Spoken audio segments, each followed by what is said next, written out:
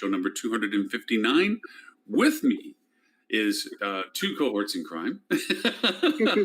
Mrs. Bill Goodman, currently with the library collection, but yet to be other things in the world of, which we'll probably talk to as time goes on. And Mr. Dean Schmidt, who is the founding father of MetaSearch. Wait, what are the two? What are the two terms? MetaSearch. We have basecampmeta.com and soon to be released metasearchmarketing.com.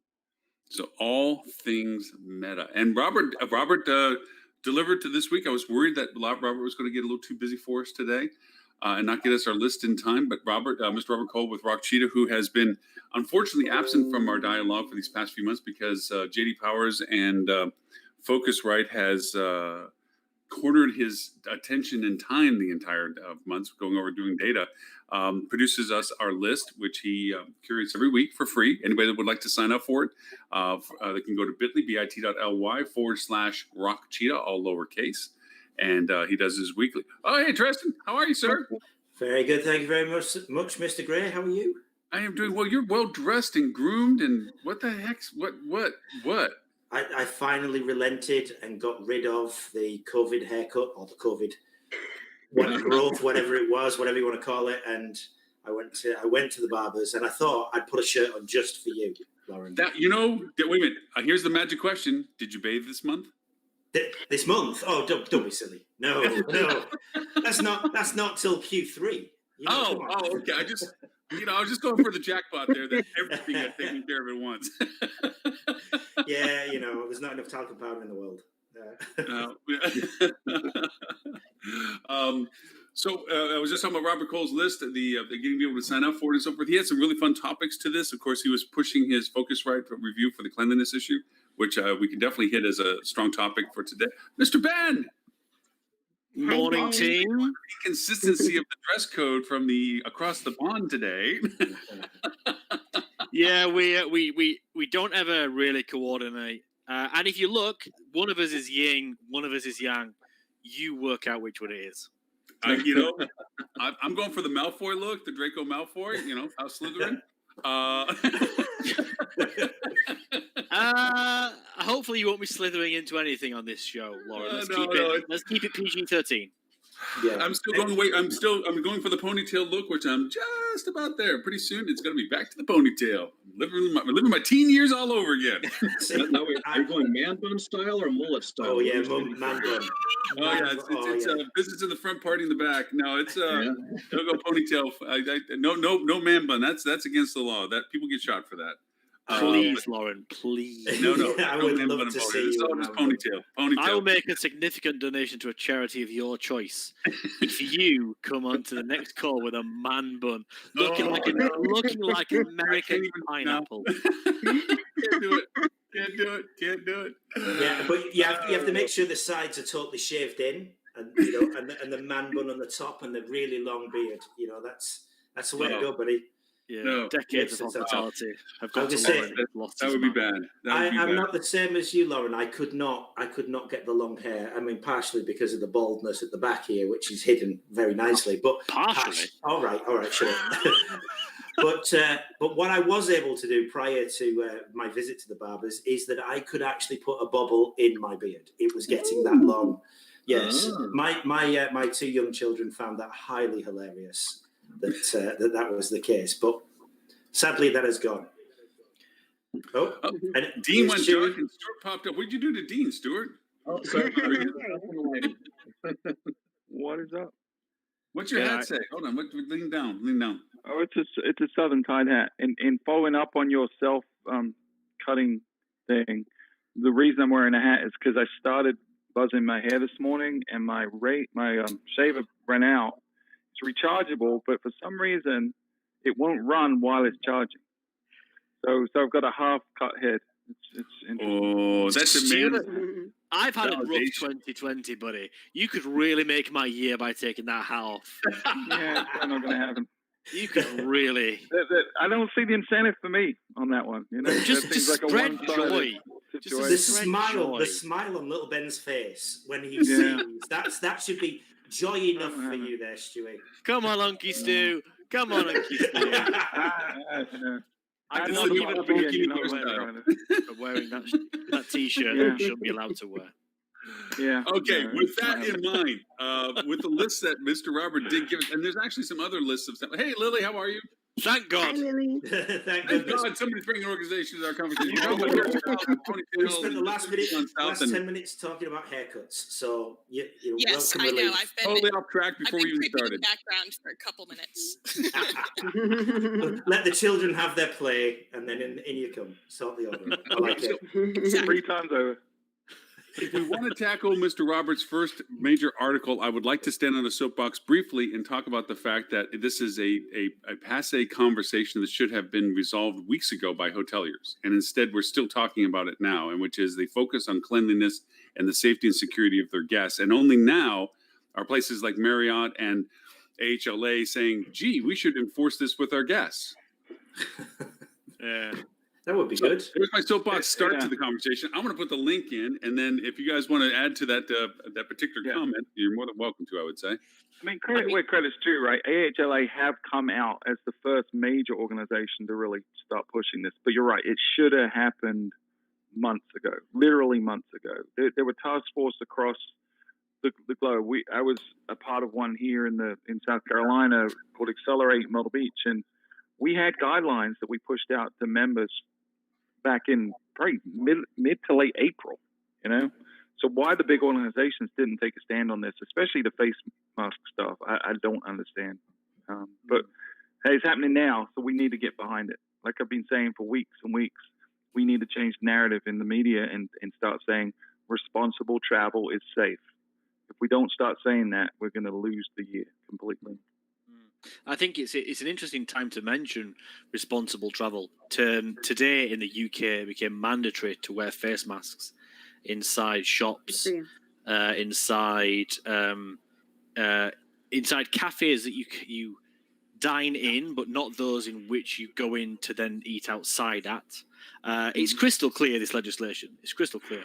But from my trip into the city today, despite it being mandatory to wear masks, and I mean, it's a more diluted version of travelling sensibly, even if you're just travelling into town, there was maybe a 60% take-up rate. And the police have already come out and said there's no way we can enforce this. You can't chase people around waving surgical masks at them to get them to do this. So it really is, the onus is on, I don't know, joint collective shaming of people who don't do this, ostracizing of, if you're not wearing a mask, you're a danger to me. You're not travelling sensibly, and you are holding back the recovery of the industry. But there has been a lot of criticism about it as well. Not so much in terms of people not wanting to do it, more in the fact that the public is incredulous at the fact that it's taken so long, and it has been likened, the face mask coming on, so late in the day, in this whole thing. It's been likened to trying to wear a condom at a baby shower. It really is that way. Which I enjoyed very much, that analogy, and it's so true. It really is so true. Well, you enjoy going to the baby shower, Tris, or what? But we have to start where we are. Indeed. And we have to Agree. stop it now. Indeed. Because this can go on and on forever. Yeah. Or we can, all agree to be tough, disciplined, united, smart, and loving, and wear our masks. And we really need leadership to reach into the souls of the public and make them feel how important it is to identify yourself as someone who cares enough about your fellow man to wear a mask. But Adele, Adele for president. Adele for president. I'd put you up against Kanye, honestly. Yeah. I agree. Well, as I keep saying, if only Andrew Cuomo were president right now, it would be better. So just listen to him. Just listen to him. I do worry if we do finally get over this COVID hurdle, and I believe we will. I genuinely believe there's enough sensible people out there to outweigh the less sensible people, shall we call them? But I do worry about our small group and what we're going to talk about in the future. Because it's been all-consuming for so many months. To actually talk about another topic that is as important is not going to feel as important. Yeah, it does feel like HDM's been hospitality digital moaners for like for the last 8 weeks. Beaten abuse. Well, Actually, I have another soapbox we can stand on. I mean, if you want to, that we can merge our show into a higher level. And I think another that thing, our industry is stuck in 101 in first gear. There is a repetitive white noise dialogue about fun. Everybody's got a hammer to fix a computer. Nobody has the proper tools and proper skills for advanced dialogue. They're still talking about fundamental marketing things that are defunct, out of date, out of place, and not functionally rational at this point. Nobody's having advanced conversations on what you really need to be doing in a very granular way. They're still basically echoing each other. It's like an echo chamber. Everybody that's walking around trying to offer solutions are still talking about the same thing. To your point, I mean, and seriously, from our show, it's like, yes, I mean, we're constantly trying to. Every week is different as to what COVID's impact is. We restart, we false start, we pre-opening, not opening, closing for whatever. But nobody's talking about advanced ways of doing this stuff. Who's going to emerge out of this is going to be some lean, mean fighting machines. Those are the ones that are going to survive out of this stuff. Not the people that are going, what? you know why? yeah, I think You know people- why? It's because we like the easy way out. We want to talk about Nobody the simple stuff. like there is too much effort required, too much of we talk about this in other industries all the time, creating what we call spaciousness, walking away from the craziness and taking a moment to think with a clear head and actually move things forward. And I think that as a hospitality industry in general, we don't necessarily do a great job of that. Maybe partially because it's a 24/7 industry, right? So there's not much that we can do about that. But through proper planning, you can take time to really set aside, because I think it just feels overwhelming to do next level tactics. And so people kind of keep saying like, oh, I don't have time, even though they could create the time, because it just sounds like something impossible for them to tackle. In fact, people say, I don't have the time to do important work because I'm lost in a flurry of day-to-day, chaos. And the fact is that you focus on the important work, your chaos will diminish and you will be free from doing the same repetitive thing over and over again. It's like being a mouse or a hamster on a wheel. You're just always chasing new business to replace the business that you lost, because you can't move forward with holding and loyal the customers you have and just growing your business naturally. For example, we're wasting the time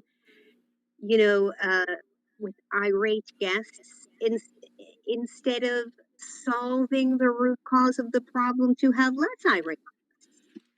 Right. Well, you're absolutely right. And we can look throughout the history of the travel industry. This is not a new thing. Let's take an example of rate parity. For example, rate parity has been around for 20 years. That we've had problems with this. It used to be that book direct versus an OTA or whatever, and we had channel managers out there.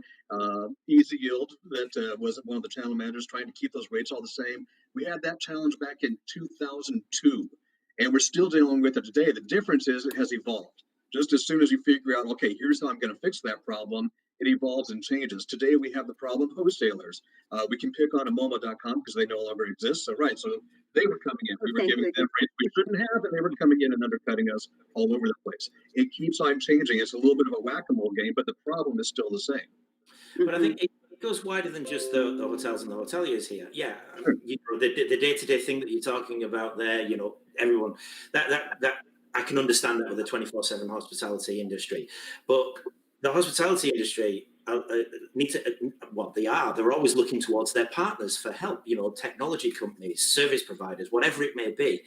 And to Lauren's point, I think there's people fall into two camps here.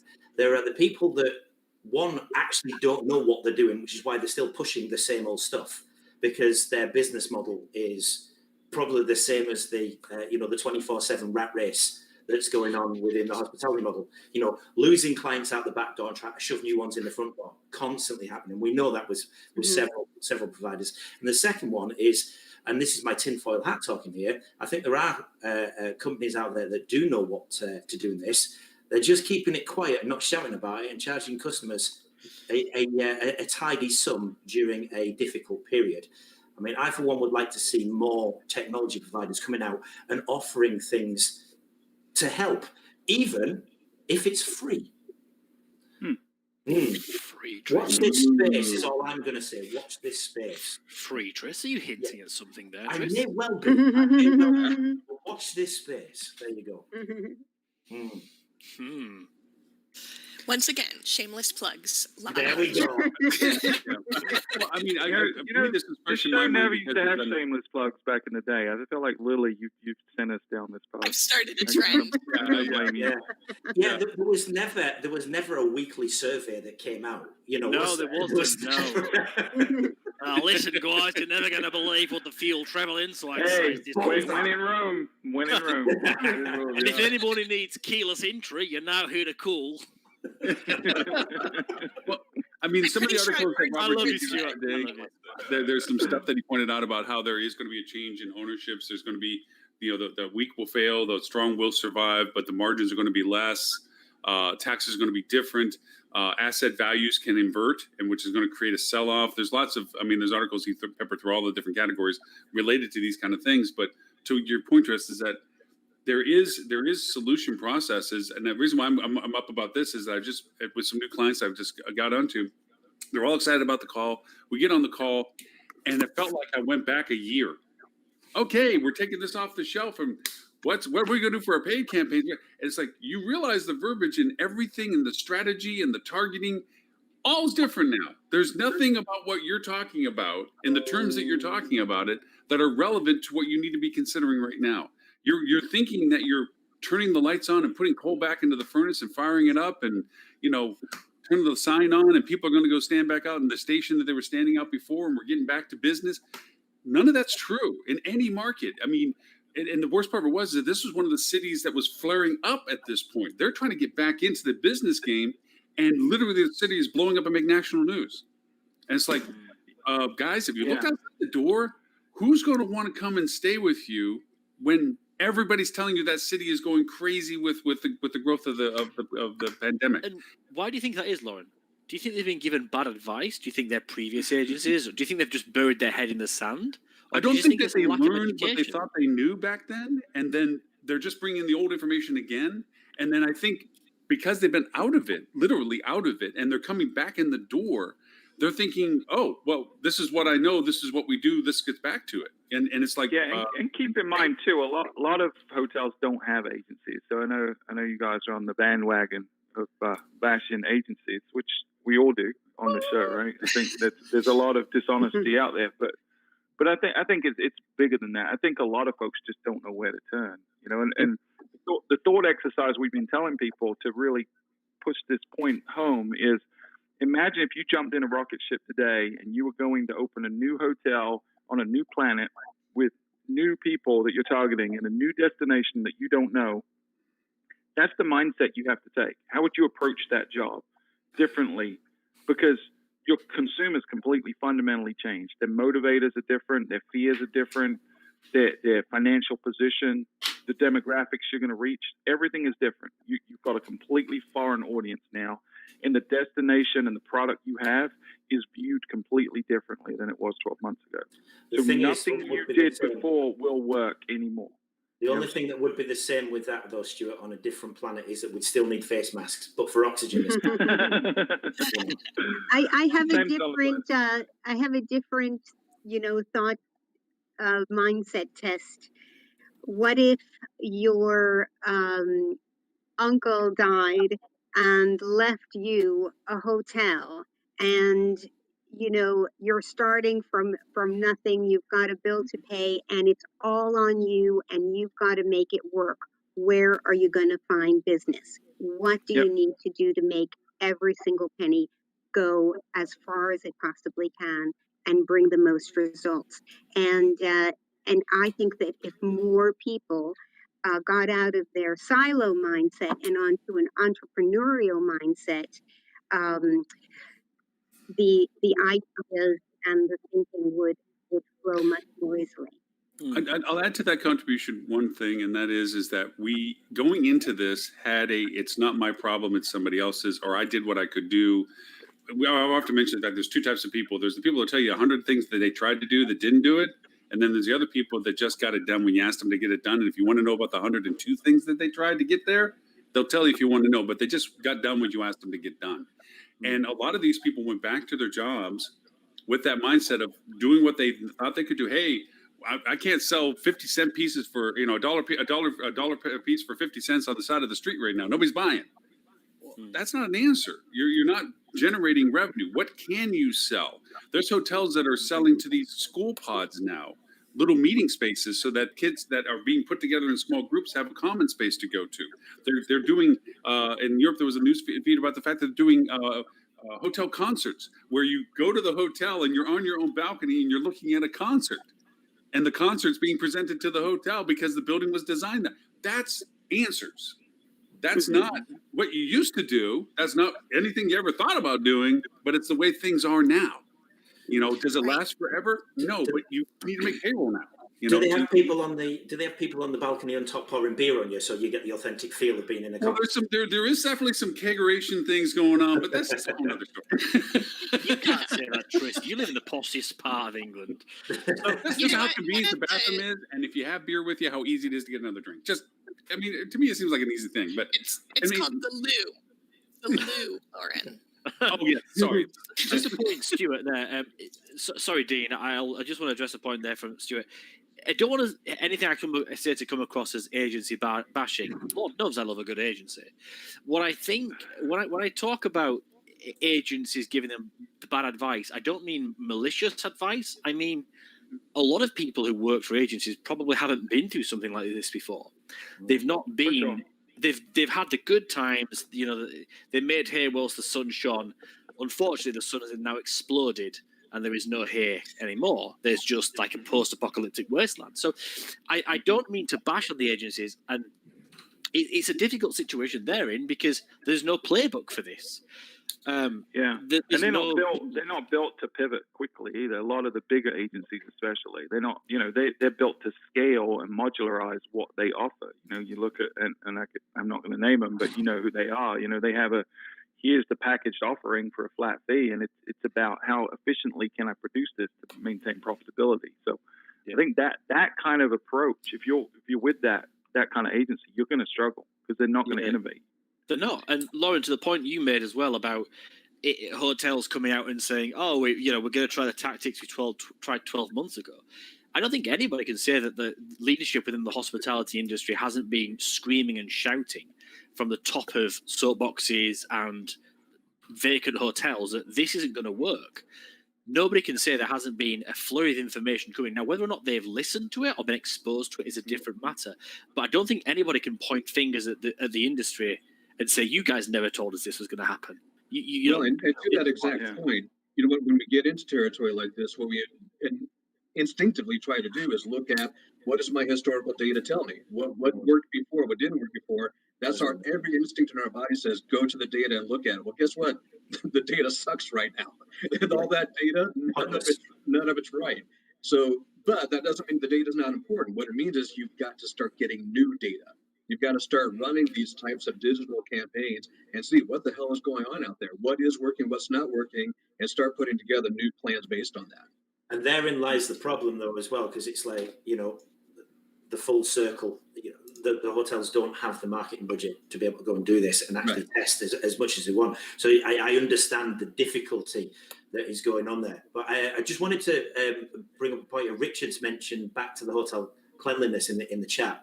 And he said he stayed at 2 major hotel brands over the past 14 days, and he's getting a lot of frustration from the lack of follow through with their cleanliness policy. And he's talking about a sanitizer and cleaning public spaces. I want to share a very brief, and you'll find the pun in that very shortly, story of my exploits. I managed to leave my house with my family, and I went to a larger city nearby. It's very well known. It's they've just won the Premier League. So Stuart, you'll know that. So it's Liverpool over here in the UK, and I stayed at yeah, indeed. I didn't want to say it, but there you go. But they, I support the same as you, Stu. I'm with you. So there's a tear running. It was painful for me. Painful me to just go to this city, let alone stay there. So staying in the hotel, beautiful hotel, very, very nice. Very hipster, huge rooms, great. However, very shocked the next morning when I get to go into the little shower room that it's got, single door into a shower cubicle, open the door, turn around and put my towel on the hook. What do I find there? But a pair of men's underwear. Now, they were not mine. Now, one of two things. Or his wife's. Yeah, one of two things has happened here. My wife has snuck off without me knowing. And there we go. We'll leave that there. And I'm pretty certain that wasn't the case because I was with her all night. It was on the hook, right? On the hook. And so when I complained in the morning, and it wasn't much of a complaint as a seriously, guys, this is not a small faux pas. This is oh my god. Even pre-COVID, this isn't small. Yeah. And apparently, not only do they have cleaner that goes in who should check it, they also have another person who's meant to come in and check the cleaner's work, and the double policy. So it's clear hotels, as they're up now, are still struggling to get around this. And the problem you've got is all it takes is one case and you're screwed. That's it, because that gets out. Because I've gone and told that story several times. I'm not going to name the hotel because it's not fair. And I don't want to do that. Besides, I don't think there's going to be too many people wanting to stay in Liverpool at the moment who are listening to this show. But still, Stuart does. Stuart loves it. Yeah, I'm gonna go celebrate the championship. Yeah, but I can feel Richard's pain as he talks. Hey, at least you got a free pair of underwear.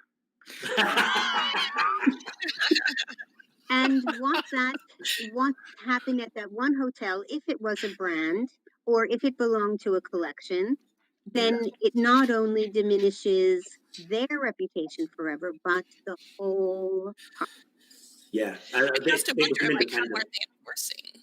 Mm-hmm. The brands are putting out, we're all doing this and this and that, but expecting it to turn on a dime with very little enforcement. My guess is that their inspectors probably aren't traveling right now either. And so it's kind of a honor system. And just like any other brand issue, you're going to have some that are doing it well and some that are not doing it well. And I think that that's a real threat to the brands right now because they've made such a big deal about it. They've taken such a significant stand on these issues.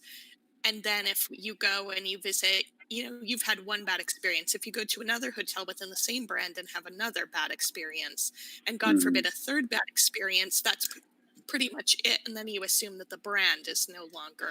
Well, to be really pragmatic about the logistics of this, you have an exceptionally exhausted team that may have stayed in existence through this entire process. They are, first off, they got dumped on 5 extra jobs when everybody else got furloughed. They existed under the sheer threat of, you could be next, do whatever you have to do. It doesn't matter about title. If you got to clean a toilet, clean a toilet. And if you got to run the front desk, run the front desk. And they've been running this marathon this entire time. Now, perhaps the hotel has decided to think they're restarting or pre-opening or whatever it is that they're in the process of trying to do. They bring in a crew that has been on ice, metaphorically, for a few months now, that have not been brought up to speed as to what needs to get done, how it needs to get done, or whatever needs to get done. And they get brought into a team that has no time for them. They're like, thank God, just watch the front desk so I can go to sleep. Whatever it is, you got 2 bad mixes of motivation at this point.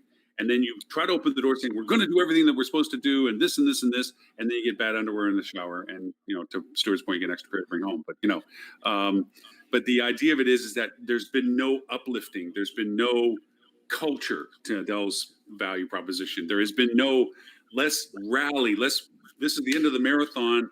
Let's sprint. Let's get to the finish line. Let's get back coordinated to what we're doing. This is what we've learned while we've been running the fort. Let's teach you, the people that have been on ice, people on ice, infuse us with some energy. Let us get back up to speed, that this is worth all the pain that we've been going through. it may not be happening in all these hotels. They might just be trying to go through a lot of this. And as we pointed out before, a lot of them aren't up to speed with the reality of what their day-to-day is in the new way of things being handled. I'm going to argue with you and then argue with myself. I was going to argue with him and then argue with myself. So I think the part of the problem, Lauren, is you say it's the final sprint of a marathon, but the end isn't in sight for a lot of people. No. In hope, there isn't a lot of hope. There was hope coming, 3 or 4 weeks ago, and then we saw this massive resurgence. I think it's ripped the rug from under everyone, and there's this sense of everyone I talk to of just like, I don't think I can do this for much longer, right? So I think we're dealing with that. So it's easy to say we need a rally, but it's really difficult, and that's where I'll argue with myself, because I feel like although it's difficult, we've got to do better. We've got to expect better. Something like that is inexcusable in hospitality, especially now. It's not like it was balled up and hidden somewhere in a nook that someone wouldn't look at, right? For maybe if they're doing a quick inspection. But hanging up on the back of a bathroom door is a common place that people leave stuff. It's a fundamental check in every housekeeping playbook I've ever seen, right? So you gotta hold yourself to higher standards, and we as consumers and as hospitality professionals should expect and demand better than that. I think the housekeeper could have been rushed, and sometimes when you're rushing, you don't look up. There's a million reasons it could have happened, but it doesn't mean it should have happened, right? Absolutely. I'm not unsympathetic to it. Not unsympathetic to it, simply because I knew that they were quite high occupancy. I mean, obviously didn't ask them, but I can see the and place probably short-staffed, right? Yes. I mean, that was definitely because the young lady that I spoke to in the morning, who was the duty manager, who came on, and I said, "Look, listen, this is what I found." She looked stressed before I even dropped that on her toes, and then she just went white. It was like, oh. Wait, did you literally drop it on her toes? No. Metaphorically speaking, the problem was dropped on her toes. I was watching another Scouser's pair of underpants. It wasn't happening. Yeah, the reality is that there is human error, because all of the staff members are people, and we make mistakes. Everybody makes mistakes, but the process is there to double check on the person's mistakes. Yeah. So there's a difference between a mistake and not following process, and this is an example of someone not going through a checklist. Exactly. And that's something we have to hold to the highest standard in hospitality, because if we start cutting corners on the basic fundamentals of process, we're not going to recover nearly as quickly, and this is going to be a lot more painful than it needs to be. I'll add, I wish Ed was here, because I'd actually argue with him on a statement he used to make in the show months ago, a year ago maybe even, that our industry needed the infusion of outside resources to give us better perspective on what we should be doing. And I would contend that right now, as what you mentioned, Stuart, there is no end in sight.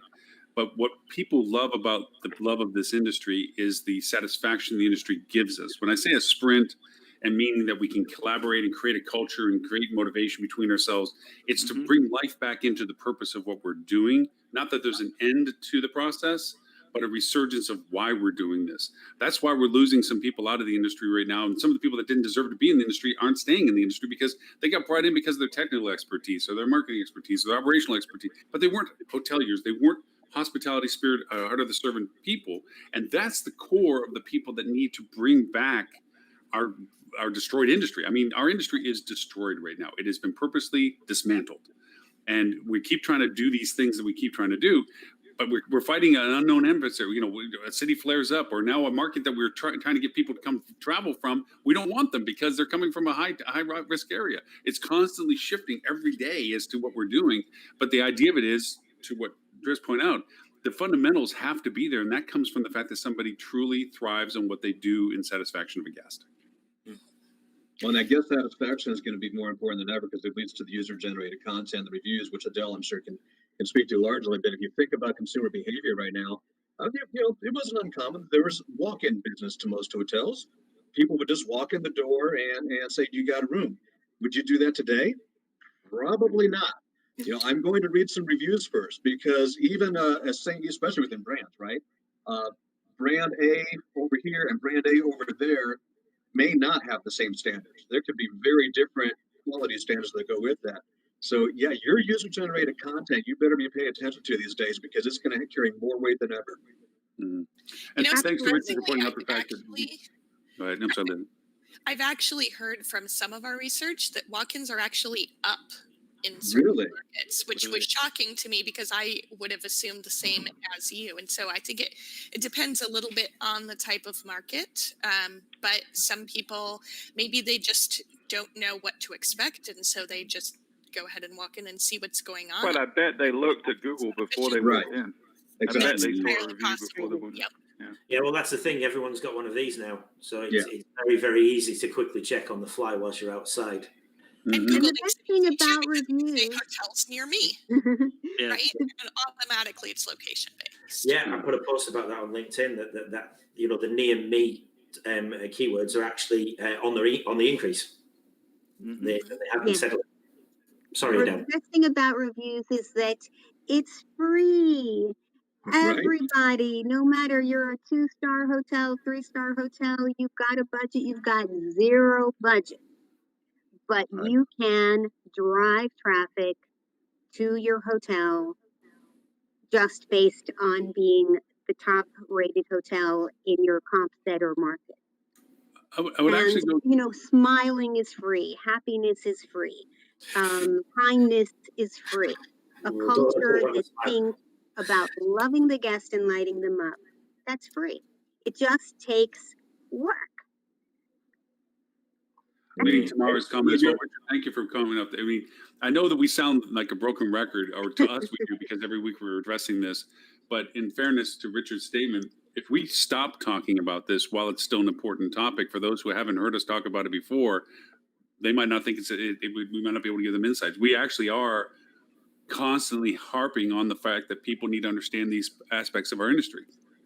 So in a way, as much as we may think we're going over a broken record, there's a lot of people that may not be exposed to our conversation at any particular given week, and they're hearing it for the first time sometimes.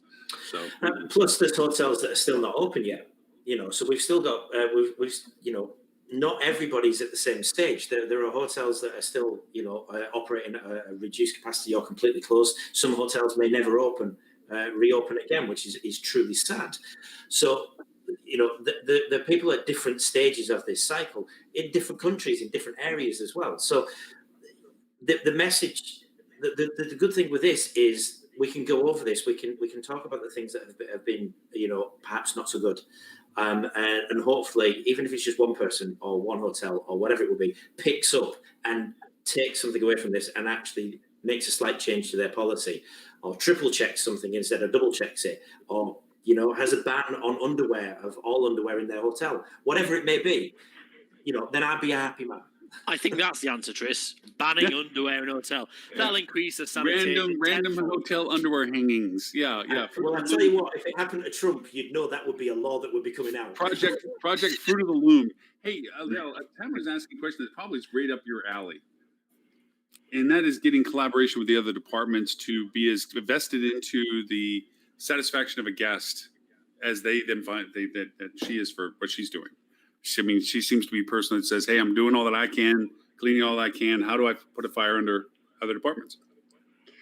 Well, you know what? I think that at some point the team has to come together under the leadership of that hotel, where he says or she says, you know, you guys are the best. I see you put your heart and soul into everything you do.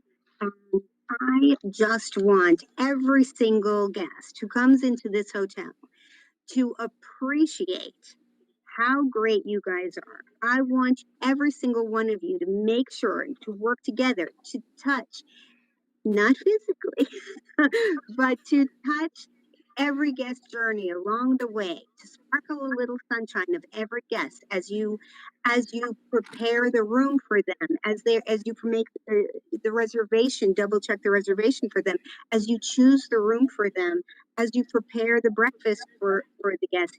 Every single thing you do, let's put a little extra love in it. Let's plate it in a way that is going to make their eyes sparkle. Let's welcome them like every single guest is Beyonce or whoever you think is the coolest person around.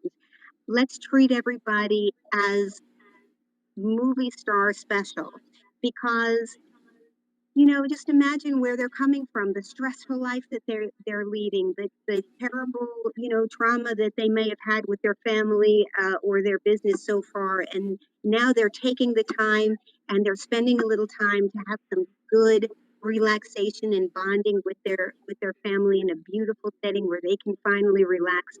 Let's really put our whole heart into giving them a wonderful experience, a wonderful memory, and let them feel cared for and worry free for just a little while. And let's all do it together. And let's chime in. If you see something that we should be doing better because somebody told you that something happened wrong, don't just say, "Oh, I'm sorry that happened. Here's a fruit plate."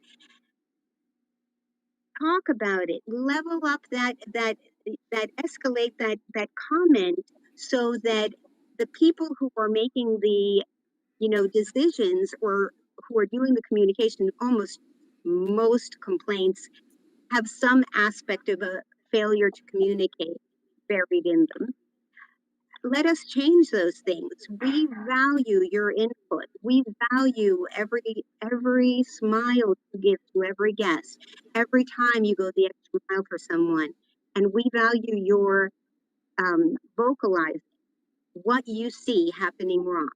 And how can we, and let's work together as a team and how to fix it. Just develop that kind of culture and that kind of excitement, and just say, we have a goal. We want to be, we want to have a 90 or more % guest satisfaction rating, and we're not going to settle for less. There's a very common expression that perfection is the enemy of good, or something like that. Well, David Foster, the great musical genius that he is, says that good is the enemy of excellence, of greatness. Let's just be great. Why not try to be great? We don't come to work every morning saying, let's be average. Let's get a 4.1 average guest satisfaction score, which is the typical TripAdvisor, the typical TripAdvisor score. That's the average. We can do better. We have great people. Let's do better. So somebody probably thought Chris needed more underwear. Yeah, I'm expecting Adele at halfway through that. I was expecting the background of you to open up and a choir to start singing. Yeah, preach, sister, preach. It was brilliant. That was fantastic. And really. You're absolutely right. You're genuinely right. It has to come from the top down. It has to come from the management of whatever you're doing. Whether it's running a hotel or running a ice cream parlor or whatever. It really doesn't make any difference. It's got to come from the top. But it also needs to be communicated from the bottom upwards. And I know, there's obviously issue with keeping people that Tamara's mentioning there. That's going to make it more difficult. But then that to me suggests that there's another problem. There's a deeper problem there than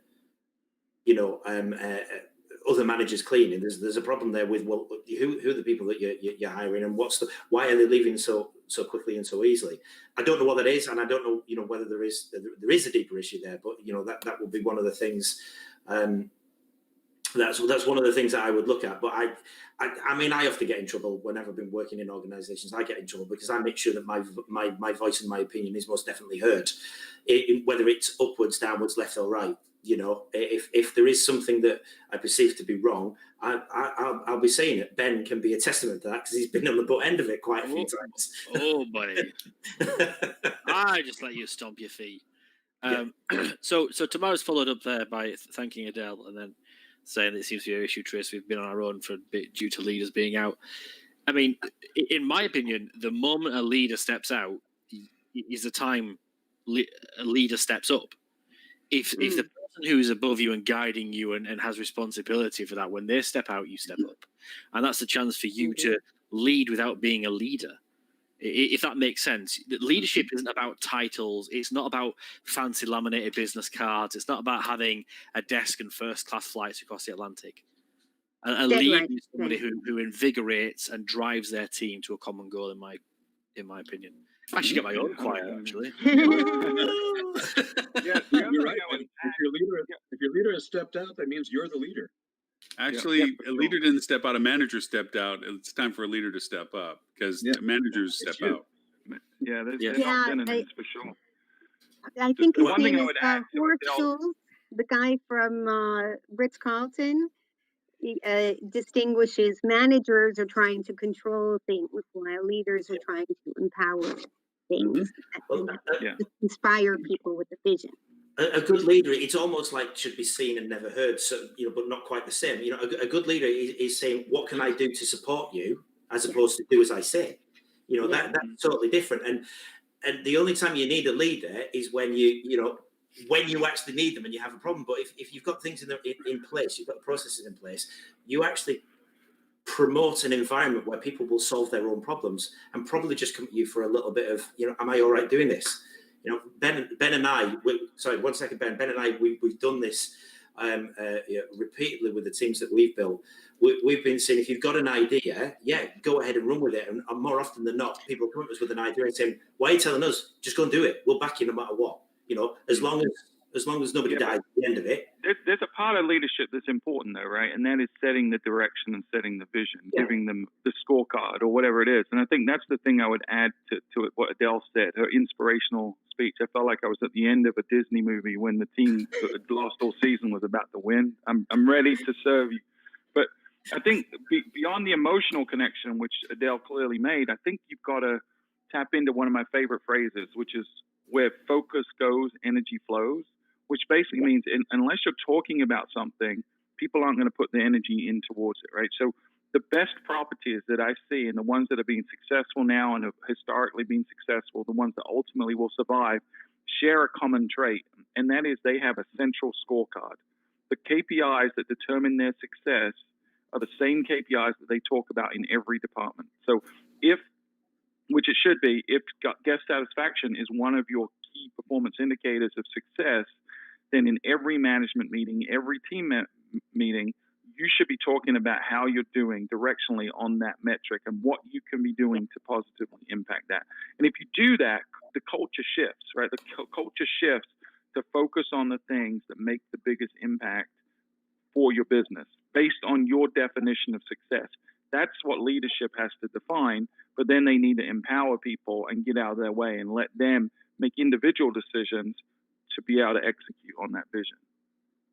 Yeah, and I find that the best, at least for now, the best thing to track is where you rank on guest satisfaction in your market on TripAdvisor. Not the value ranking, but the guest rating ranking.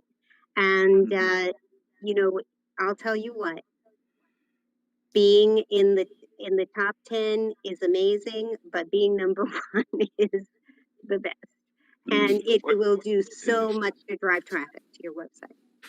It does, and it's really hard to maintain. It just elevates your determination, because once you get to number 1, there's an expectation shift. If you're 7th, 8th, or 9th, people have a great expectation, but it's not this expectation of perfection. When you get to number 1, everyone coming into that property expects nothing less than perfection, and you have to continue that to maintain. So getting to number 1 is really hard.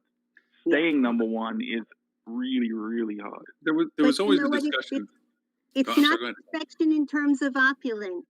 It's based on guest satisfaction, which is what TripAdvisor is really fair about. It's different from the travel and leisure list, for example. Although they do have I've seen 2-star hotels number 1 in destinations. It doesn't matter what your service level is. It's about your guest satisfaction. Look at Drury Hotels. We're not number 1. Look at Drury Hotels winning J.D. Powers. Right. I mean, they're, I think that they may be rated as a luxury brand, but it is really, it's not about opulence with them. It's about happiness. It's about your comfort. It's about taking care of people. And I really applaud and congratulate them. And it makes me so happy to see a hotel in that class take the top lead. Well done. Well done to Drury.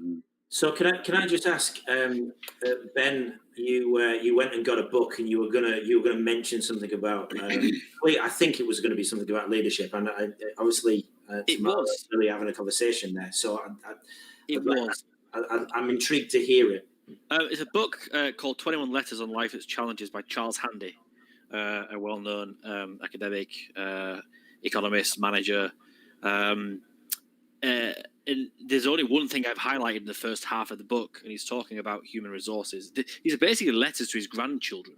He wrote to his grandchildren so they could read them and hear his opinions on things as they grew up. And the one quote that I think is really relevant here is, work needs to be organized, things should be managed, but people can only be encouraged, inspired, and led.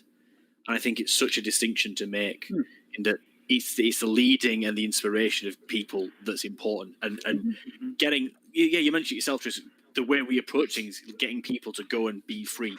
It's the inspiration. If your line manager isn't there to inspire you, and that inspiration can be to do the day-to-day mundane things that just need to be done, as well as creating new and exciting things. If no one's there to inspire you to do that, that's when people step up and take the mantle on for themselves. And it's great experience at low risk as well. So you look at points in history where people look at what was inspirational.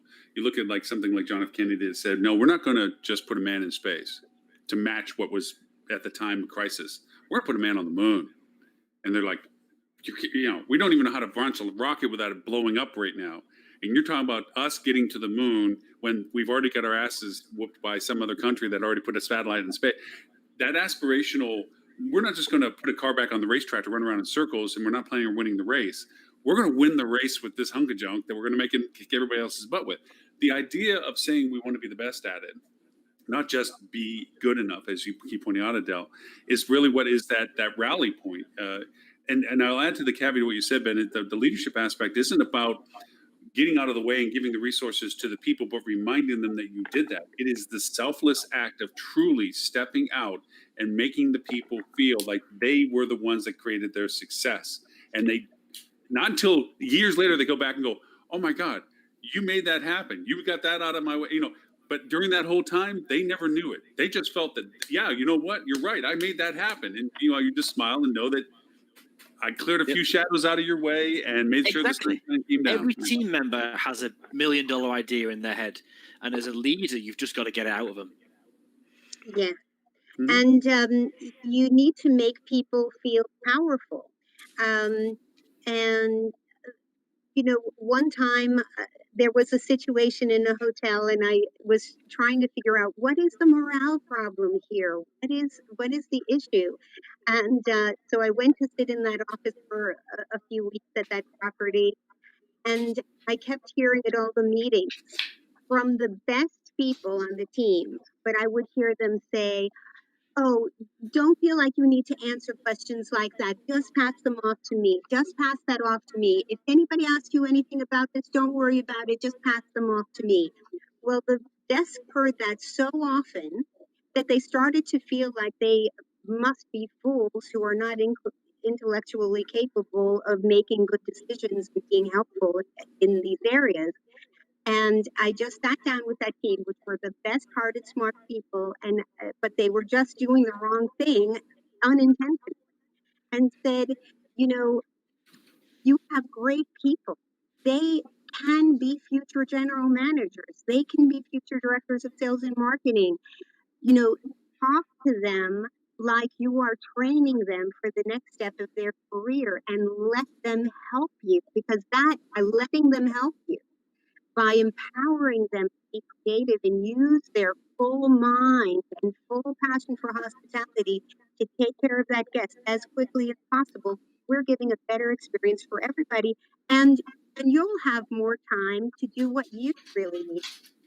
And it worked like magic.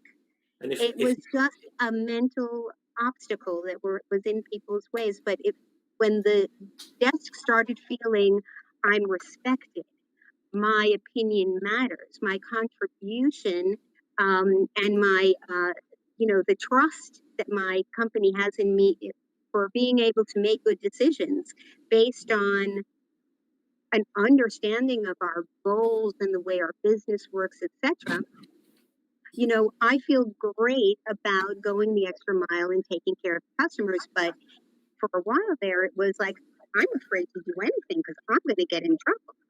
And Right. that is a disaster for your. And if you really want to frighten the person who's doing, I'll take care of that and all the rest of it. You know, when you're talking about training these people as being future leaders, future managers, future whatever it would be, they could also be your future boss. Indeed. Remember that. Yes. You never know. You know, you never again. What goes around comes around. Especially in the hospitality industry. As much as we're talking, it's global, 10% of global GDP. It's a really small industry. It's a really small industry. There's a piece of Tamara's comment that we haven't quite touched on, though, in that she's talking about other managers, right? They have a relationship like this. She doesn't report to them, they don't report to her. So, how does she inspire essentially her similarly leveled managers who definitely managers should be focused on all of these things already in order to be in this position, right? So, I think that here you can also employ some of the same inspirational techniques sideways, but look at how many potential department managers are out without a job right now that want to come in and do an excellent job. So just reminding even your coworkers and saying, wow, we are so lucky that we have these positions right now. I know that it's stressful. I know there's a lot to cover, but how can I support you guys in your departments? From my perspective, one of the things I'm doing is I'm cleaning X, Y, and Z because that's so critical. Everything I've been researching says cleanliness is the number one thing. How can I support you guys so that you can achieve that in your departments as well? And it's kind of a hint to them saying, hey, you need to be achieving this in your department. But it's a nice approach as well that reminds them that there are probably 50 people who would love to have their job right now. And so it's not that difficult. Line level staff is really problematic right now. And depending what happens with the unemployment, that may shift things again. We may see more people willing to return to work. But at the managerial level, there are so many available people because of the cuts that have been made to staffing across the industry. So it's important that we're all putting our best foot forward and really being grateful for the positions that we have and saying, okay, how can I return this to my employer in the form of excellence in everything that I'm doing? And how's it going to look in someone's resume if you're part of the hotel that took a nosedive because of cleanliness or because of issues or whatever it's going to be? You're not going to be terribly employable back in the game simply because we're going back to the process thing. If you can't follow a simple process, and you can't get a team. Your team that you're directly responsible to follow a simple process. Yeah, you may not be a leader, you may not be fantastic, but at least do something simple. You're not going to be terribly employable at the back end of it. And if that doesn't work, then I always suggest knife fight. With managers side by side. I think what my colleague's trying to say. Two managers go in, one comes out. There are different ways to solve this problem, and we should do it amicably and not stab our colleagues. Yeah, that's right. I like that suggestion, Lily, because it's a little bit it's nice, but it's a little bit it's what's not being said. How can I support you in doing this? Suggests it ain't getting done. It ain't getting done. And this is me nicely telling you. Whilst I'm going to remind you how many people are unemployed, how can I support you to keep your job when there's thousands of people that would love your job? I am a humble servant. I'm all about you. I love it. It's such a boss question, though, isn't it, Ben? It is. By asking a how question.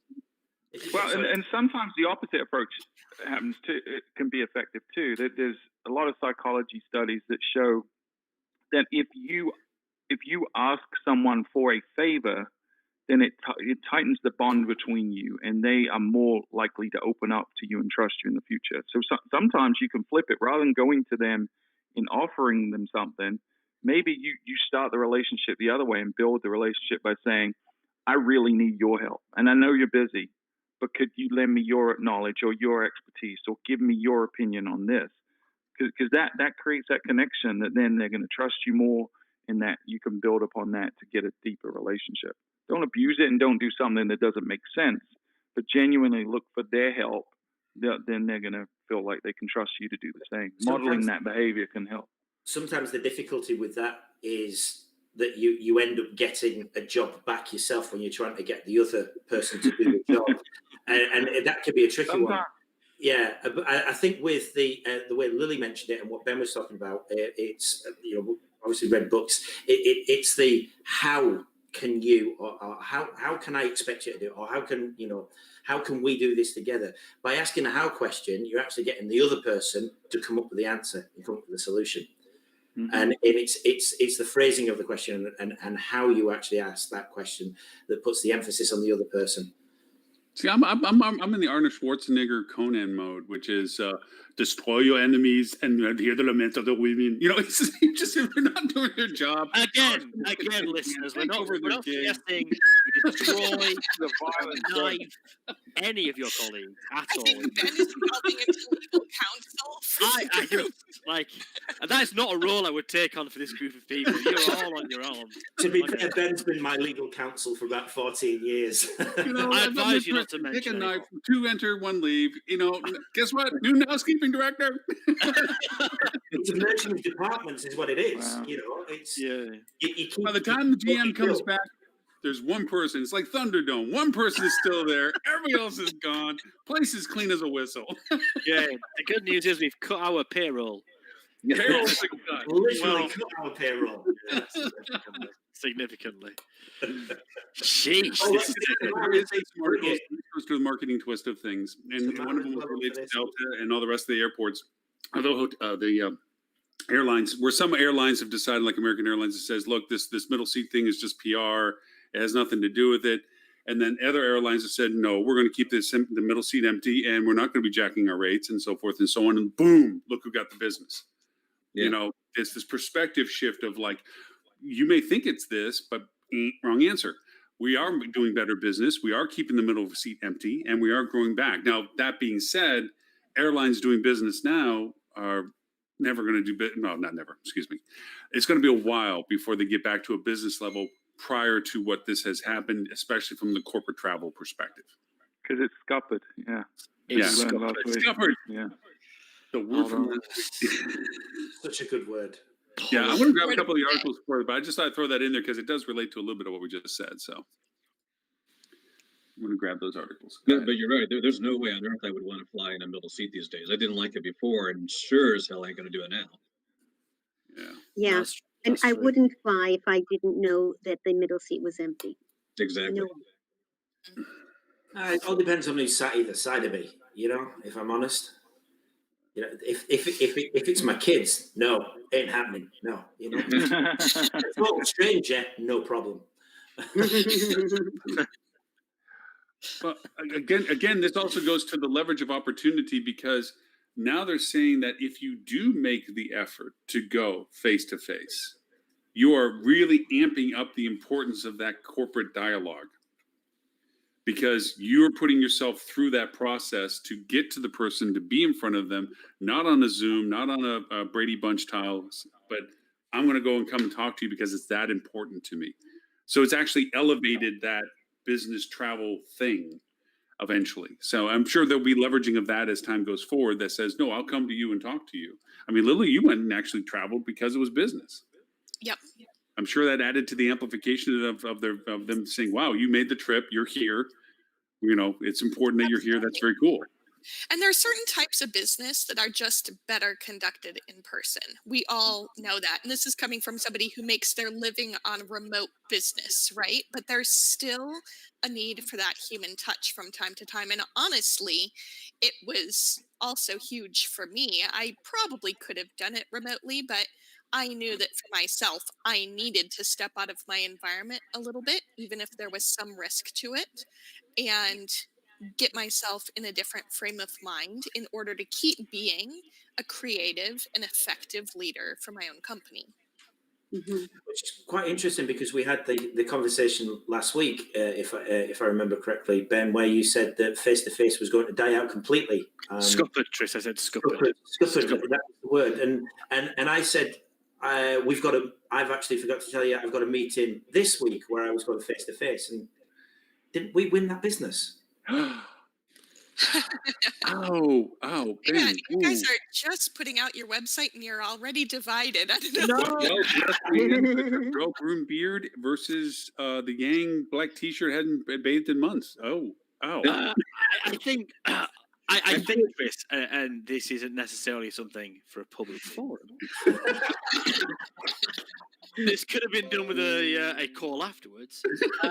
But I would suggest that you may not have needed to do that. I mean, I, like anybody, would love for 8 hours away from my family. I'm sorry, I'm kidding. I love you all. But whether, I mean, yeah, obviously, it's going to, at the moment, it's going to be easier for people to do business face to face. There's something very different about being able to pick up on non-verbal communication and the feel and the tone of the way of a conversation is going. But I hark back to the last 5 years. I mean, look at all the other clients we've signed that we've never met and we are never going to meet. Push now, push. No. If you want to do face to face, I agree. I would love to be face to face with people, but is that creating an inconvenience for them? Because keep in mind, they might be working from home themselves. So where exactly are you going to meet? You're going to maybe go to a Starbucks. They're not in the office. Well, let's assume you do get them in the office. Now everybody's concerned about, okay, do we wear face masks? How do we keep everything clean? All the things that have to be taken into consideration along with that. Is it more convenient for them to meet you by Zoom? Let me ask a hypothetical question.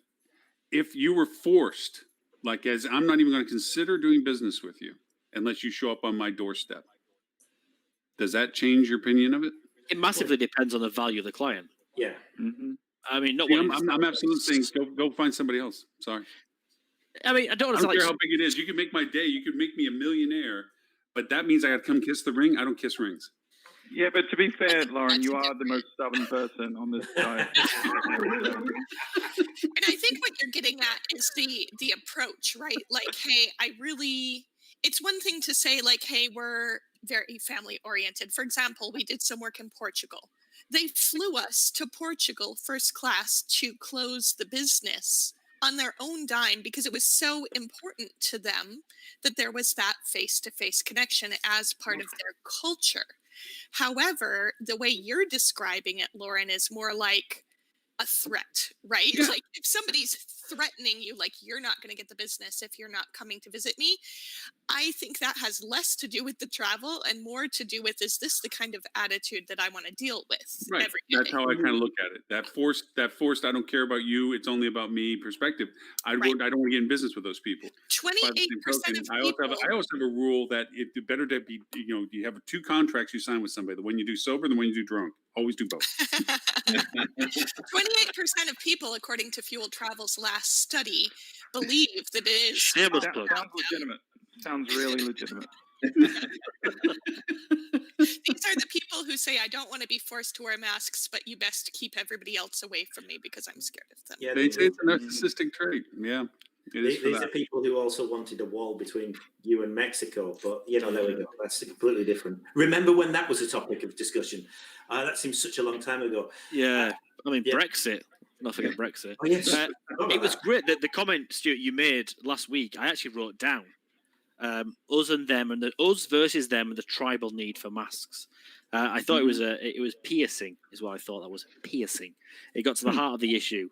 It was very much I want to be safe, but I don't want to do anything to be safe. I just want everyone else to make me safe. Exactly. Bad people. Holly's in the peanut gallery. She shared her survey she did about the middle seat dialogue a little bit as to would you think about better to raise the price and keep the seat empty and so forth. And survey says 52% higher price, less people. Yep. But there's still personally, if I'm traveling, I don't really care if the price remains the same. I might be a little annoyed if the price is higher than usual, but I don't see the need to discount. But I do like that there's less people. When I flew through LAX, I saw the people from my flight and about 30 others in the entire terminal. To elevate our gaming conversation, like I mentioned earlier in the show, here's an advanced dialogue that's been beneficial to the people I've had in Indianapolis, because Indianapolis, ironically, is a hub of small airports, executive airports. We do this business travel as in salespeople going to visit clients, or corporate travelers having to go to corporate mothership, or we relate to it from the downward to the up position. We don't look at the top to the down positions. I own a big company. I got to go see my businesses. I own a private plane. I want to go see stuff. Okay. Mm-hmm. We've had some decent success in targeting private flight charters. We've had decent success in people that have said, I don't want to get on the big planes. I'll pay the extra to get on the small planes, and I can financially handle that. I can pay the double amount, which is, ironically, there's not a big gap between trying to upscale your big plane ride to just going on a private charter plane. And there's a really intricate network of private charters that people use. They own a plane, but they lease it out all the time. And it's a part of networks of people flying all over the place. There's enough people like that we get decent business that aren't having to stay at the Ritz.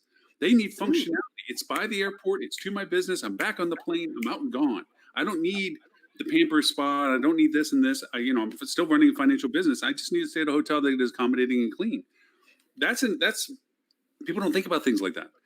These are those little grains of rice that build up a bowl of rice. It's just, this is a piece of business you can get. It's a dozen, half dozen, whatever, but it's somebody that you didn't have before.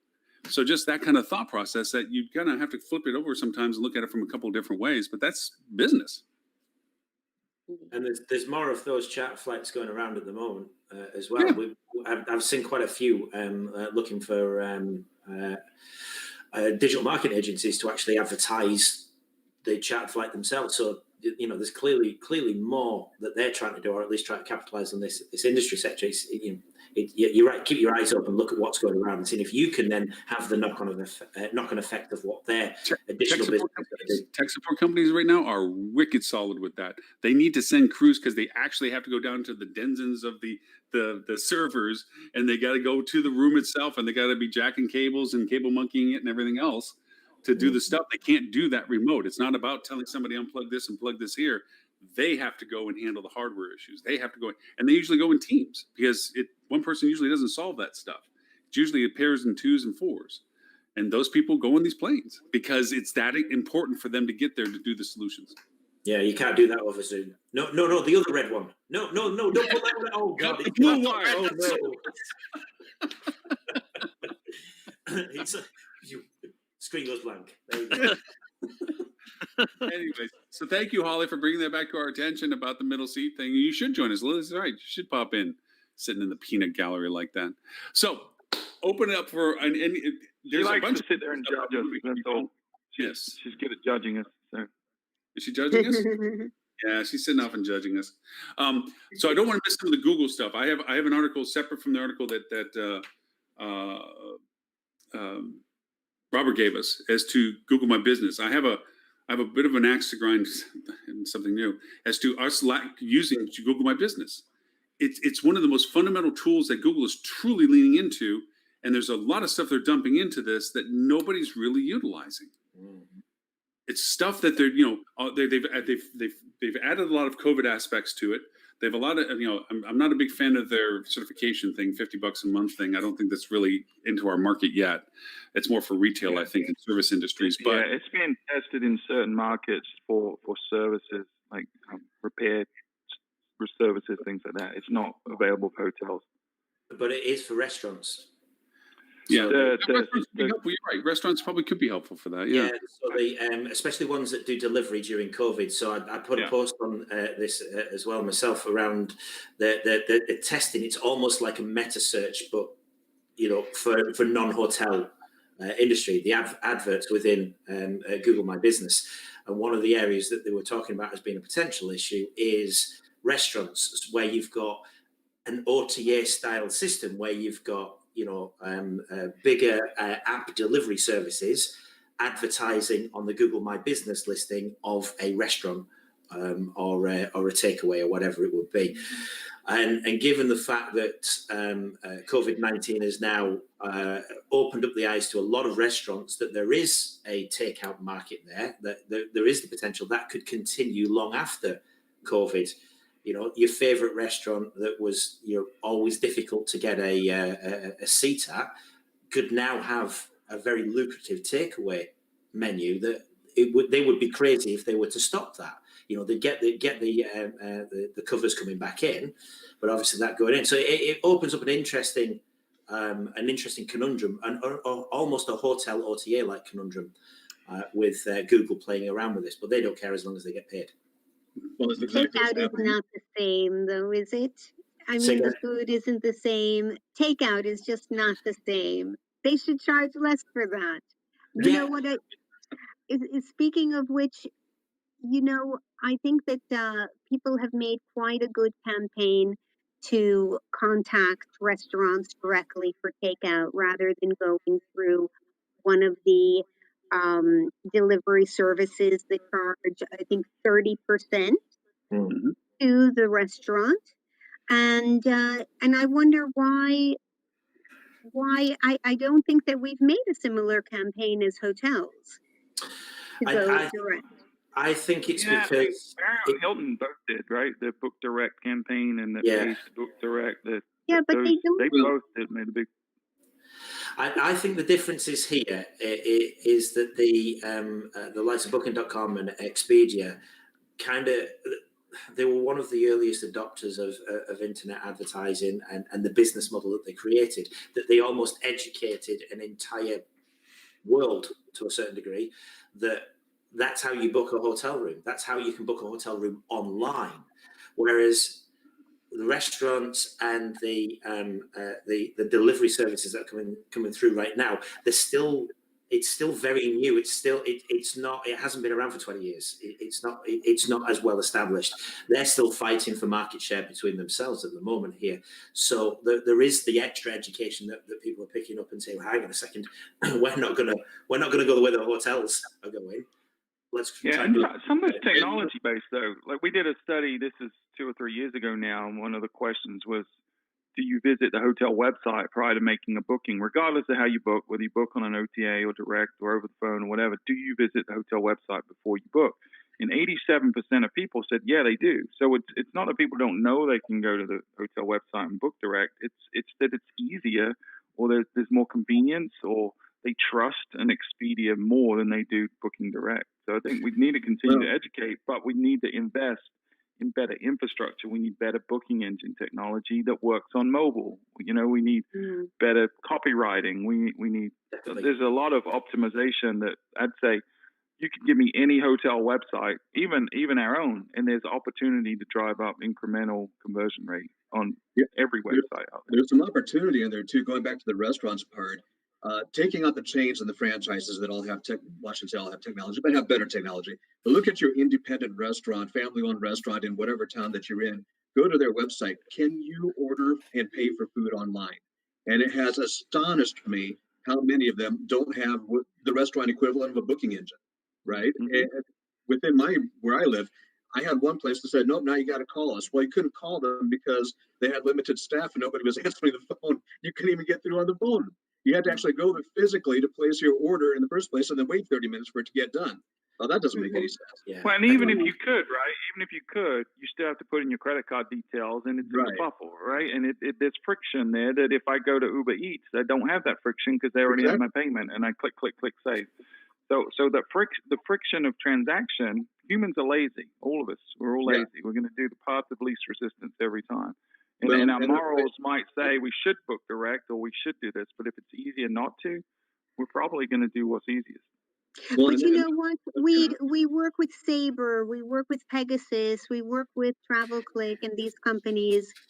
Why, if someone has booked before someplace else through those systems, why can't it be that easy for that person's profile also with those services retained, so that it is push of a button to book a reservation? It's to do with the payment processor is not Pegasus or Sabre, right? The payment processor is going to be the individual hotel. So you get into a whole bunch of security situations and challenges when you start doing this shared payment. I think that's why you're seeing a trend towards things like Google Pay and or Google Wallet and Apple Pay and Amazon Cart. And I think that'll be the way that we trend as an industry. But honestly, the holdup right now on that front in hotels is the PMS systems. The PMS systems will not let you use a lot of these payment opportunities right now. And Right. that's a major problem. That leads to what we're going to see happening. We talk about everything being easy. By the way, I've got to drop off here in about 5 minutes. So just real quickly, we have the direct booking movement, if you will, that started particularly with some of the brands butting heads with the OTAs and so on. We go through this COVID crisis, and we think about how do we come back out of it. And as much as I can sit here and tell you that direct bookings are more important than ever, because they are, because you want to be able to control that narrative, own the guest, and so on. The reality of the matter is that we are all going to look for, by we all, I mean the industry, look for what is the easiest way for me to start getting business back. And the answer will be the OTAs, Expedia, Hotwire, Booking.com. They'll all step in and say, we'll sell your rooms for you. Why do I say this? Because we did it before. Right after 9/11, look what we all did. We sold our soul to the OTAs, saying, please put heads in beds for me. And then we spent 10 years trying to get that business back again. I and then we did it again in 2009. Did the same thing again. So, yeah. Well, look at what Hotels.com is offering. They're offering a buyback on rebookings where they will drop the commission and give you a 15% discount as a guest to put the money back in your wallet with them. They hang on the money, and you can rebook with the same hotel as long as you do it by the end of this year before April next year. They're already coming into ways of how to figure to go over and keep your business without losing it by going back to the same hotel again. That just came up. Well, look at the flip side. What Expedia is doing with their sell your soul to the devil kind of deal, which might work and make sense for some people, but for a lot, it's giving away the one advantage you have. In the short term, you might gain a little bit. In the long term, that's going to bite you in the butt if you want direct booking. And the answer to Adele's also is that, unfortunately, all of these entities, the Snexuses, the Amadeuses, that AK Travel Click, all these other ones, nobody's home right now.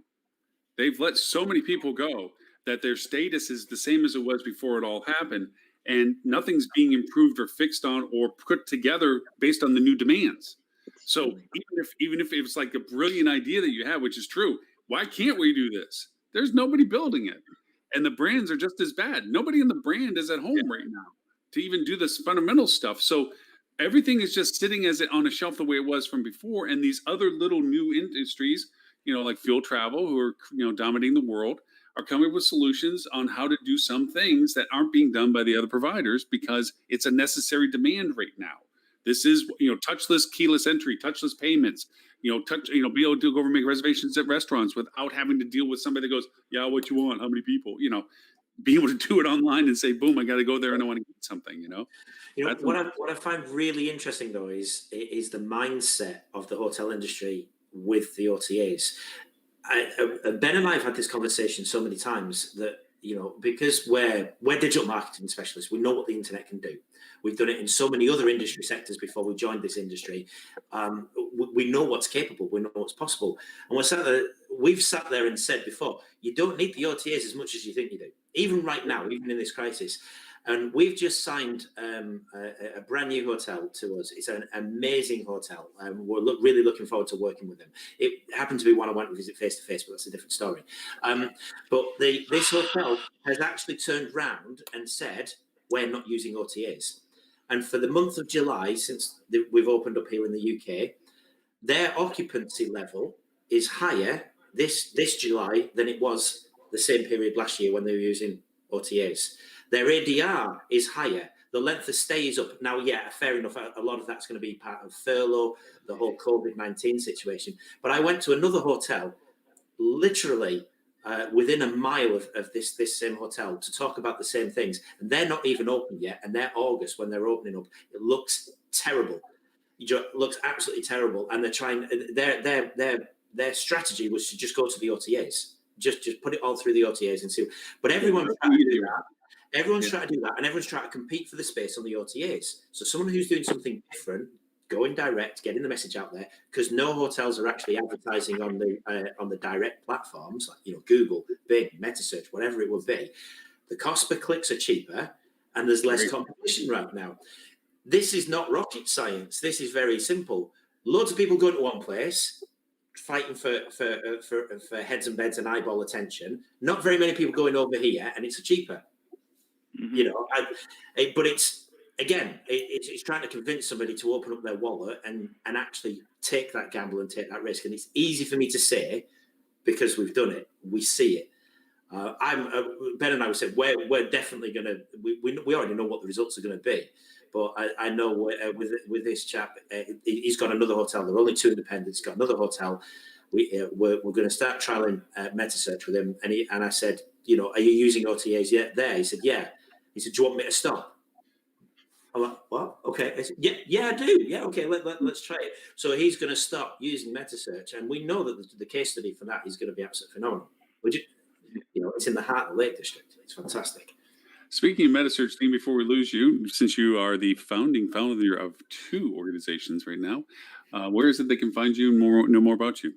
Sure, you can reach out to me, dean@basecampmeta.com, also dean@metasearchmarketing.com.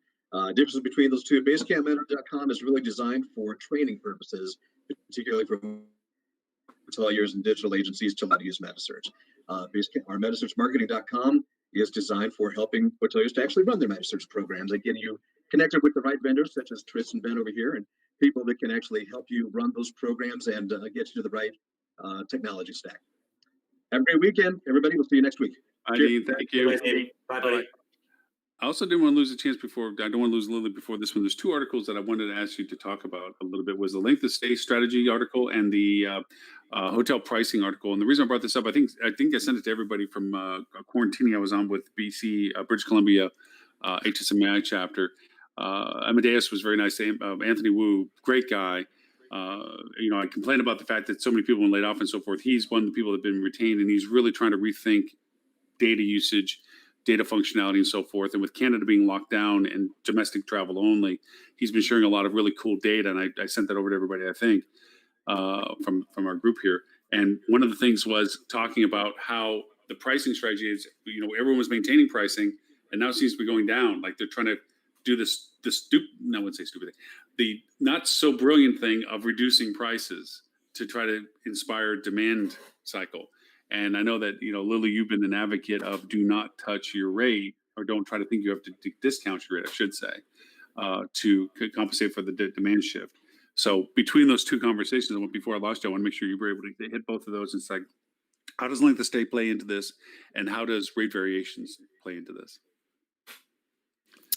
Yeah, for sure. So length of stay in particular, we're finding a couple different kind of incongruent responses depending on your market, right? Some are keeping a pretty similar length of stay, and it's really focused around weekends. Others are starting to see more of a pattern of a 3 or 4 night weekend stay, and others are successfully capturing the office away from home group who is tired of being in their home office but also needs privacy. And obviously the WeWorks of the world are kind of too high touch for most people right now, unless you've already gotten a private office.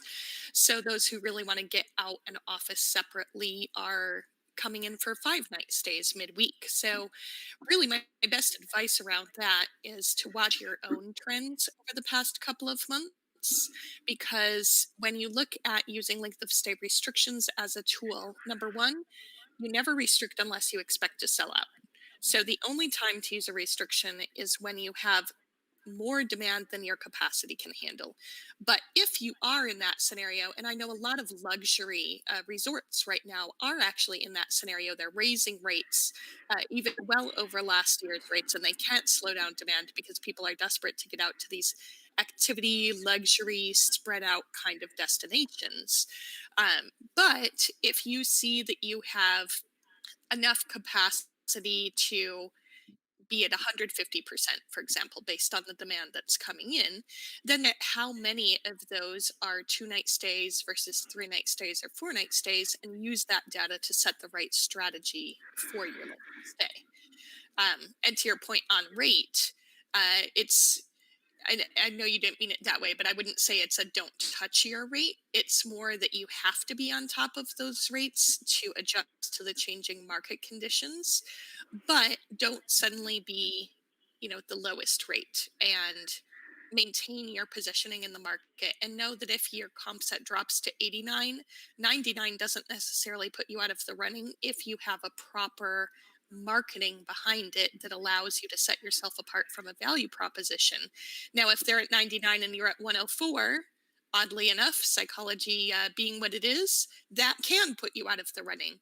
So understand where those thresholds are and make sure that you're pricing appropriately to your market as you would have previously based on your value proposition. Well said. Yeah, Stuart, and focus on adding value before you look at dropping rate.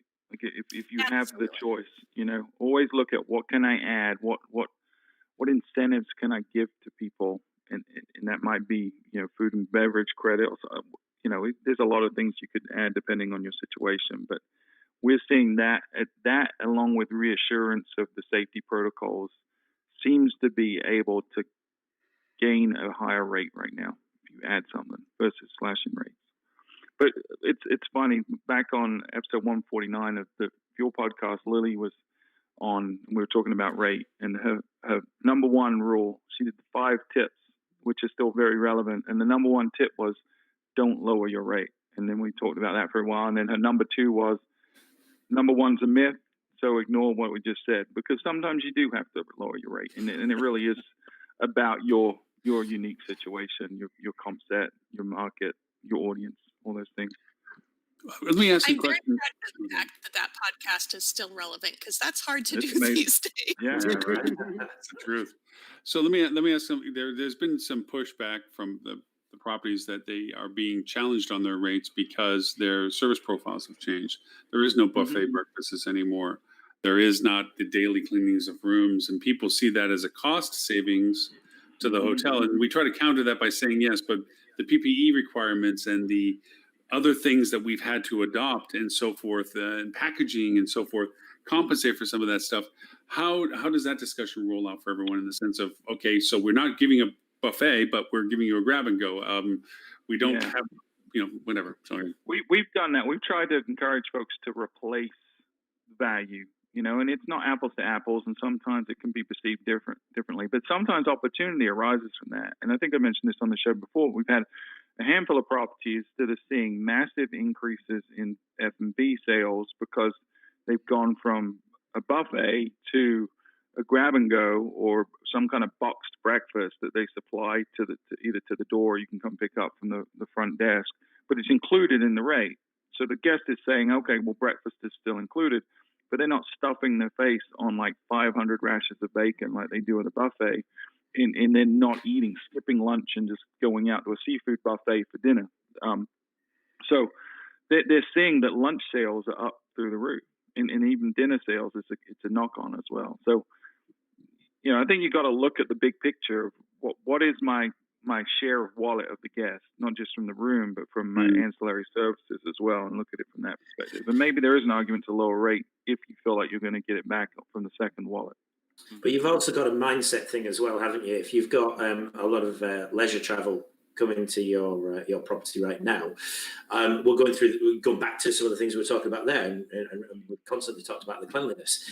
If I'm staying at a hotel, I've obviously gone through the whole decision-making process that this hotel is going to be right for me. Once I'm there, I'm going to feel safe, that the cleanliness levels are to the standard that I want. But perhaps you're not going to know what that's going to be like outside at a restaurant somewhere else. So there is the opportunity there where if there is F&B on site, if there is a restaurant on site, there is the upsell, because you've got a captive audience that's perhaps a little bit more trepid about going out than they once were, 4 or 5 months ago.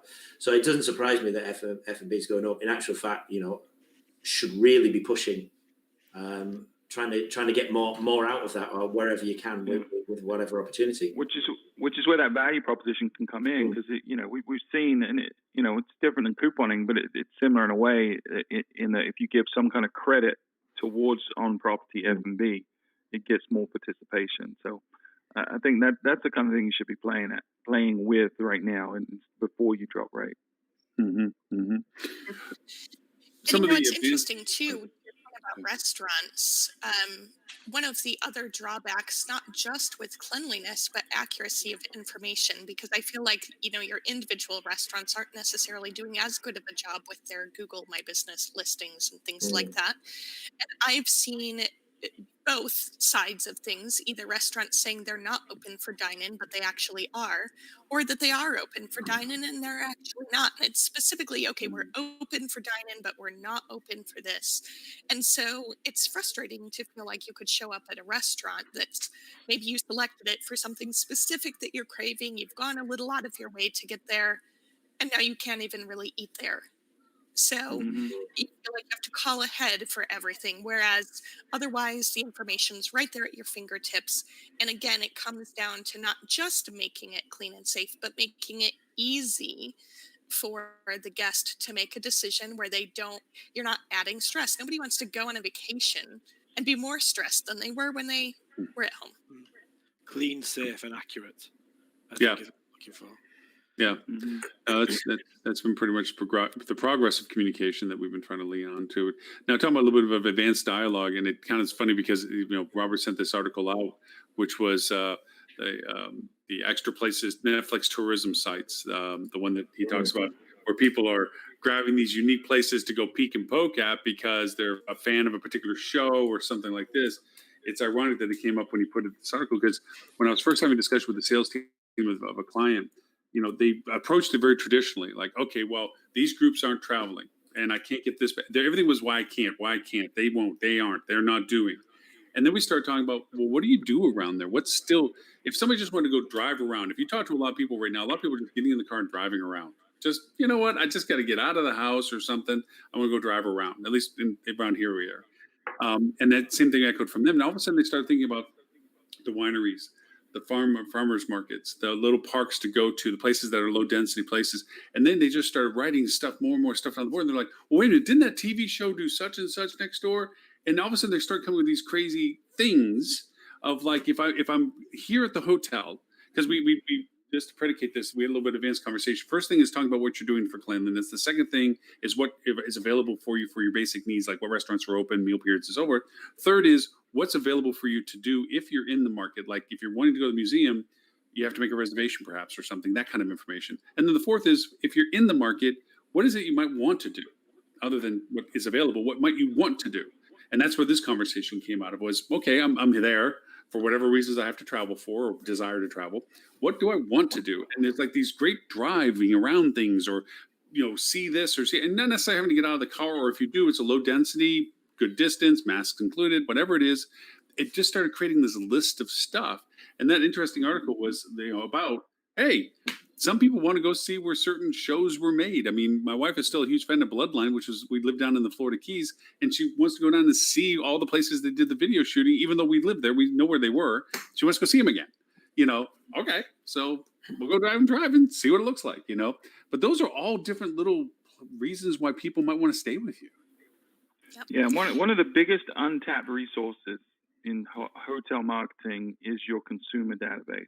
Now, you have or you should have the email address from almost everyone that's ever stayed with you in the last, say, 10 years, right? You should have that. If you don't, you should be working towards that. But they are willing, especially right now, to offer their opinions on things. And one of the easiest questions to ask them, if you want to go that route, is what are the things you do while you're in town? And you can have a list, but you can also have an open-ended question and let them fill it in as well. And then you can find out, okay, these are the things that drive people to our destination. These are the things that I need to be talking about in my marketing to drive more people to this hotel. It's real easy. I don't understand why people don't talk to their guests more about what they think and feel and hear and their rationale for why they chose your property. It's a wealth of information that you can leverage. You have to opt in, all the time and double whatever, and you got to be within 6 months. And I don't know, there's like too many. No, that's the excuse people give. But the reality is, if you do it properly and you provide value with the engagements that you're creating with the guest, it's not tough. I mean, double opt-in isn't something that's required. It's something that's recommended, but as long as you're respecting privacy and not selling data and not sharing data, and you're sending people what you say you're going to send them when they opt in. I mean, it's not that tough. Strangely enough, people want to give you responses. We've been trying to convert more and more people to my SMS messaging via using more of the messenger botting. offering them Yeah, incentives. SMS is very effective, but it's going to get overused. Marketers are going to ruin SMS like they did email. Well, we ruin everything because to your point, we abuse it over time. But the neat part of it is that we've had our first big successes with it just recently, where we accumulated enough audience, and then we started offering, after we gave them the incentive to sign up, we gave them an incentive to use it, and we got some good wins with it. And we're like, wow, this is awesome. And the first thing we did, credit to you, Stuart, it's like, stop, let's not burn this. We did what we did. We got what we got. Pause. Let's give it some time. Nobody's wanting to do the next best deal. Let's just chill right now. And then when the next opportunity comes up, we'll offer something else with it. But it was very productive. I mean, for our first effort for it, it did really, really well. And it wasn't a big audience. We only had just shy of 300 people that had signed up over the course of the past 45, 60 days, which we were pretty proud of. And then we went over and sold some pretty decent chunks of business through it just by offering them a last minute, this is what we're doing for certain pivotal times in the future. We did what we're talking about. Hey, it's going to still be, well, this is Canada, it's Boxer Day and so forth and so on. Make your plans now. You say Boxer Day? You mean Boxing Day? Box Day. We don't have. That's like your Independent Day, isn't it? That you have. We forgoed that one. We didn't have that this year. We had a sit at home and do your fireworks day. And a traumatize your pets day. Yeah, traumatize your pets day. Yeah, no. But just stuff that we just offered them too. That this is the chance we're having the best deal we have now. We'll guarantee the rate anyway. Even if we do end up lowering it, you'll still get the better rate. And people decided this was worth buying at this time. So. Unless Boxer Day is the day that you leave your underwear at the hotel, and that's what I missed out on. That's brief day. That's brief day. Okay, got you. Or, as we like to call it, tidy whities. Tidy whitey day. Oh, come on, Laura. What do you guys think? Don't get an image. Before you joined, Stuart, he was talking about top knots. Yeah. I've got top knots and tidy whities now. Lauren in a top see now it's in my head. I can't unsee that now. No. That's it. What do you think is the ideal number of emails a hotel can send without being annoying? As many as they possibly can. No, I didn't mean So what time period, Adele? For what time period? Yeah. Like once a month, 3 times a month. What are you thinking? So one of my teachers offended me the most ever in college because he always corrected my questions and what he would always say, and it would piss me off, but now I started doing it to other people and I'm going to do it to you. So I don't mean to piss you off. I mean this sincerely when I say you're asking the wrong question. Okay. Because it's really not about the number of emails. It's about the value that the email represents to the guest in whether or not it's something they want to receive. And the reason I say that is if you look at the guest journey, right? So if the guest is someone that's shopping for a hotel, then the frequency that you hit them matters, because if I'm hitting them every 20 minutes or every day, it's going to get overwhelming and annoying, right? But once they've booked and they're waiting for their stay, I have permission at that point, inferred in terms of the social contract between them, to send more frequently if I'm providing value.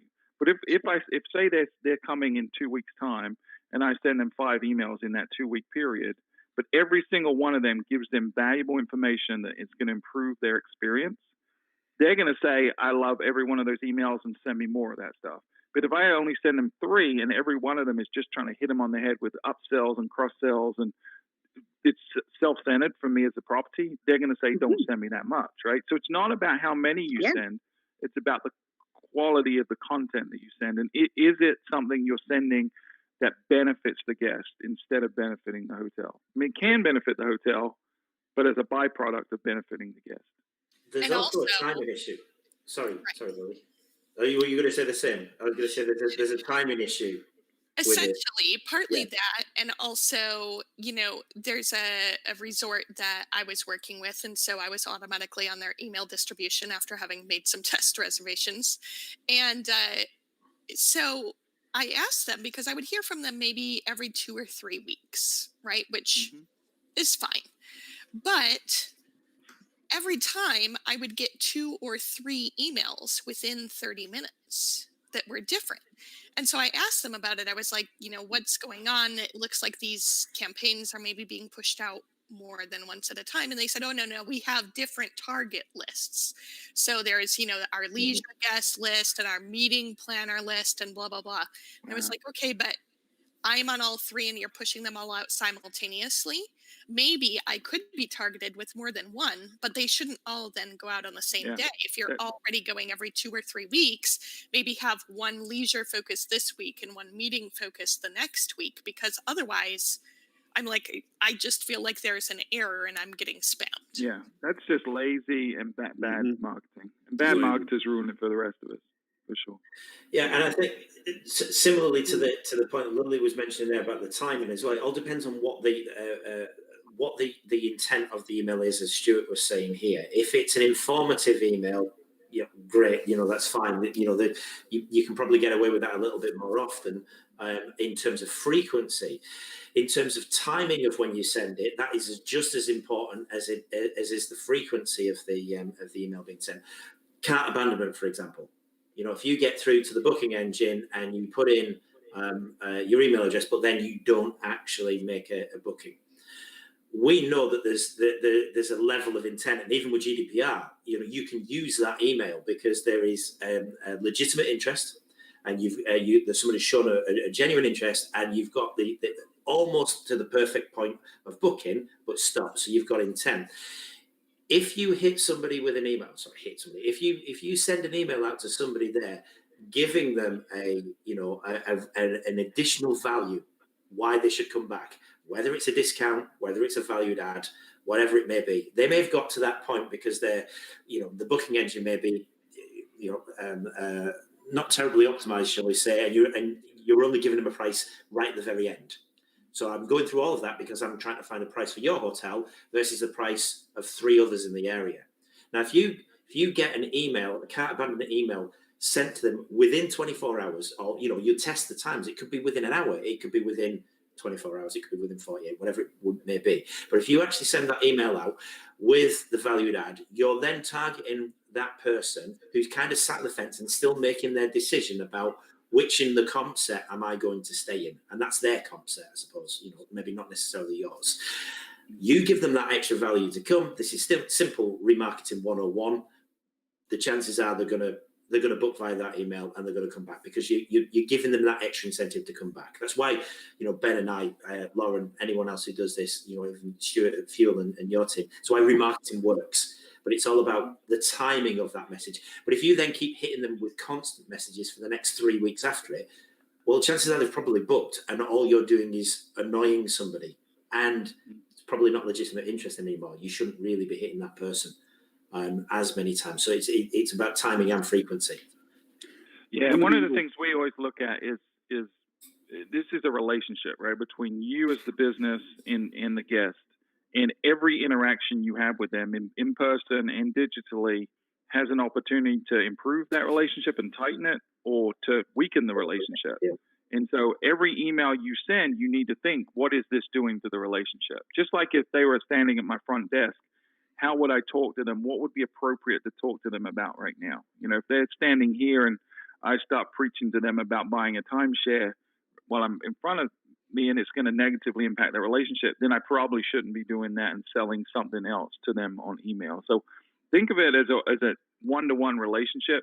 I think a lot of people look at a database of email addresses and say, I've got 10,000 emails, and let me figure out, okay, if I can get a 20% open rate and a 4% click-through rate, and this is going to make me this much money. Well, that 10,000 people were all individual human beings. And you're having an impact on every single one of them with every message you send. So you need to be really thoughtful and mindful about what you send, why you're sending it. And to Lily's point, if someone is on multiple segments within your database, think that through. Think about the fringe cases. What does this look like for someone that's just on one segment versus on 3 segments? And one of the things we really found is lifted engagement rate tremendously, talking about timing, is we partnered to produce a CRM platform with a company called Blue Shift, and one of the things it does is it optimizes the delivery time for each individual based on their history. So if I've sent out to 10,000 people 5 times, it starts to pick up patterns of when Tris opens his email or reads the email versus Ben does. And then it's going to stagger the delivery. So not everyone gets it at the same time. It's going to stagger it. So Tris gets the email maybe an hour before he typically looks at his email. So it's near floating to the top of his inbox at the time that he typically checks his email. So timing is important. Frequency is important. But the most important thing is the content and the value. Yeah. I've yet to figure out a perfect build yet, and I've been trying to do it my entire time. And one of the reasons the Evil plan we have for the SMS messaging is staging that broadcasting that people tend to do with emails like, here's my newsletter, go figure out what's interesting. Instead, we're trying to offer content on our social platforms by soliciting people to join our social platform. And when we geo-target our paid campaigns or demographically target the people that we think the offer is more valid for, and then we offer the conversion value through the email directed just to those people, because we're segmenting out who we're sending these emails to based on that same criteria. So we're talking about an event, or we're talking about a reason to travel with us, and then we go to an offer via the email that is an incentive to maybe augment what they saw as content. And the next stage that we're trying to get to is beyond the workflow of the email, like did they open it, not open it, did they retrigger or resend, how many days after, that's on its own, is the SMS of the extra enhanced value that you're willing for us to actually communicate on another channel that says, you saw our content, you saw our email offer, but you are so special, we're sending something uniquely to you on this one platform. We're trying to get to that point. I still haven't been, Hey, I mean, Lauren, we're just give me waiting. a call after this. I got you covered, buddy. We You, got that figured out. but that's what we want to try to do. That's what we're trying to get to. That's the evolution of the conversation. There's some really good platforms out there that are doing that right now. I know what you're talking about there, Stuart, because Ben and I were talking with a company about exactly the same thing, and what they're doing is they're not looking at SMS and email as two separate things. It's combined. Yeah, so it may well be, using the same intelligence that Stuart's talking about there about when to send the email. It's also what happens if you don't open the email or don't engage with it. Do we have another source that we can try and capture? It may well be that the email may work for you, but it may not work for somebody else. Yeah, that's the other level of optimization we're experimenting with, and using AI to kind of figure that out is the channel. And right now we've got email and SMS, but we're also rolling in push notifications through the app as well. That's kind of the next phase. Cool. But we've got that cracked, Lauren. So I'll show you that after the show. So have you guys seen, though, this just came up recently in the last couple days, in my Outlook app on my phone, it now pops up a little bar at the end that says, get caught up, play your emails. Audio. Really? Where's my look? My first question is, why in the world are you still using Outlook? Number one. I love Outlook. Yeah, me too. What do you like better? What do you like better? I'm with you on that one. Gmail. I'm Gmail all the way. Gmail drives me insane. I think it's kind of the Apple Microsoft thing. You either like Gmail or Outlook, and back in my Windows days, after my PS, what was the file? During the war.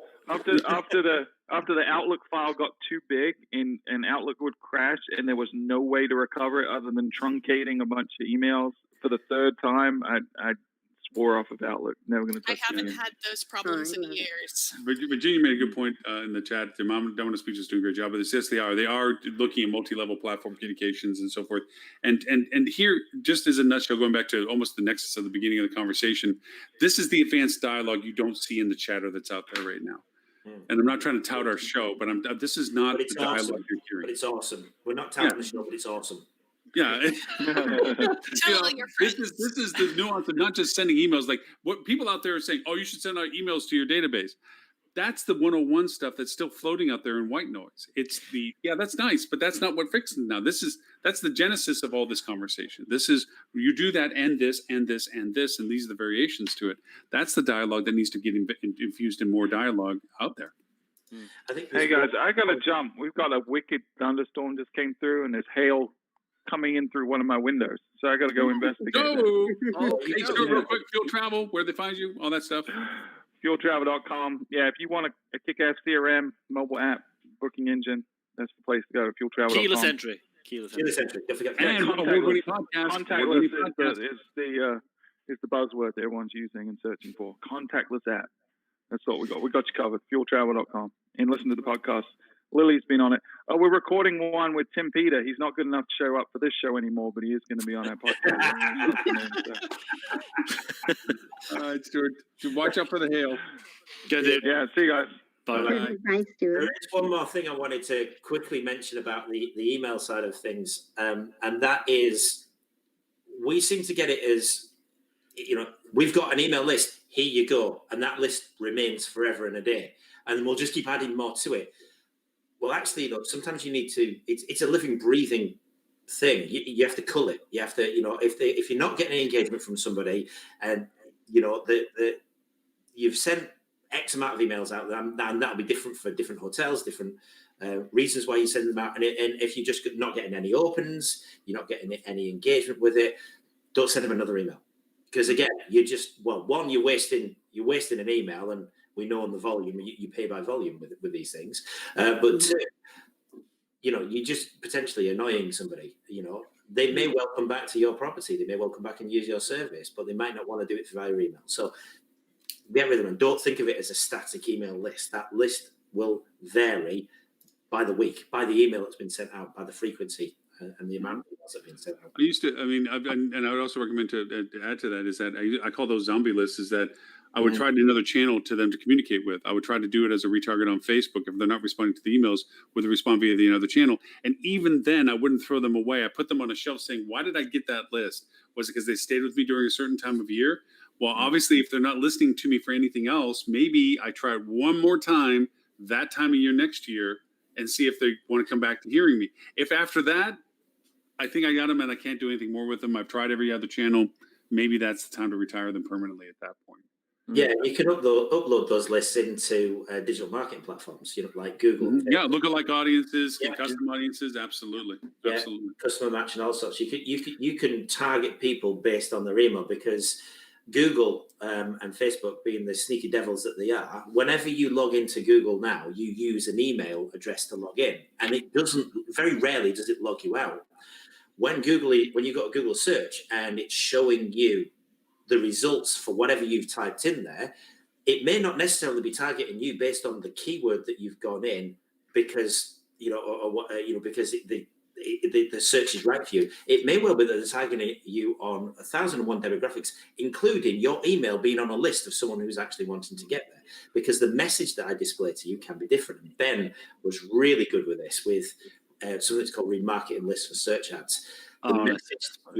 The message that you put out there can be different based on the circumstances that that person's already been back to your website.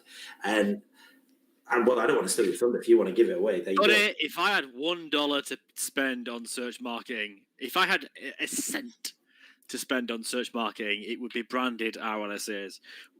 We talk about the message and how important the message is.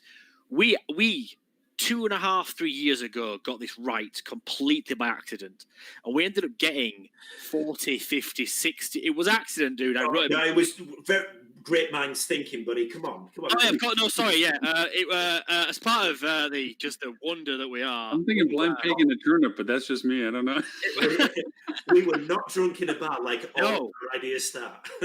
we ended up getting like 30, 40, 50 to 1 on top of funnel keywords like hotels in NYC, which you'll all know, they're expensive to get, and they're at the top of the funnel here.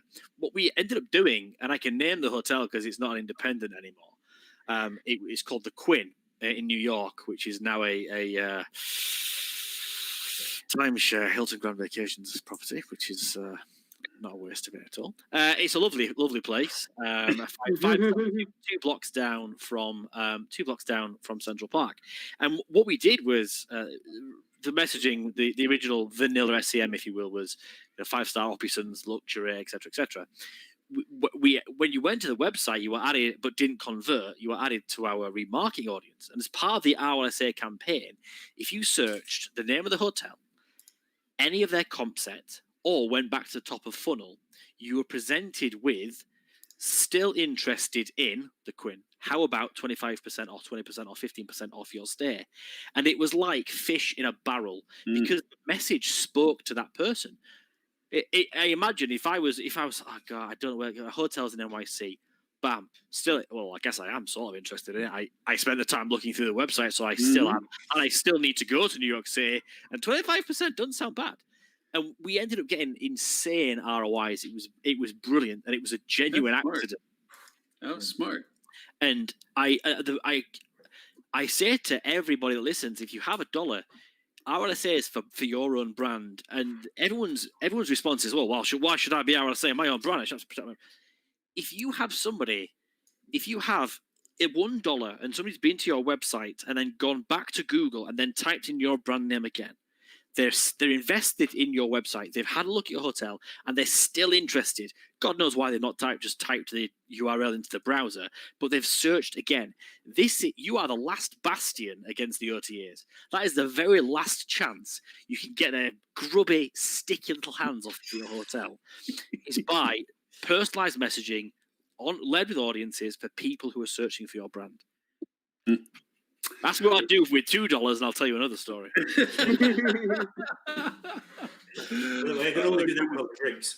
I'm pretty happy we didn't have to hit the Amsterdam brothel hotel thing, because with Ben and Tris' checkered history, we probably hear more stories that we wanted to know about their adventures in Amsterdam.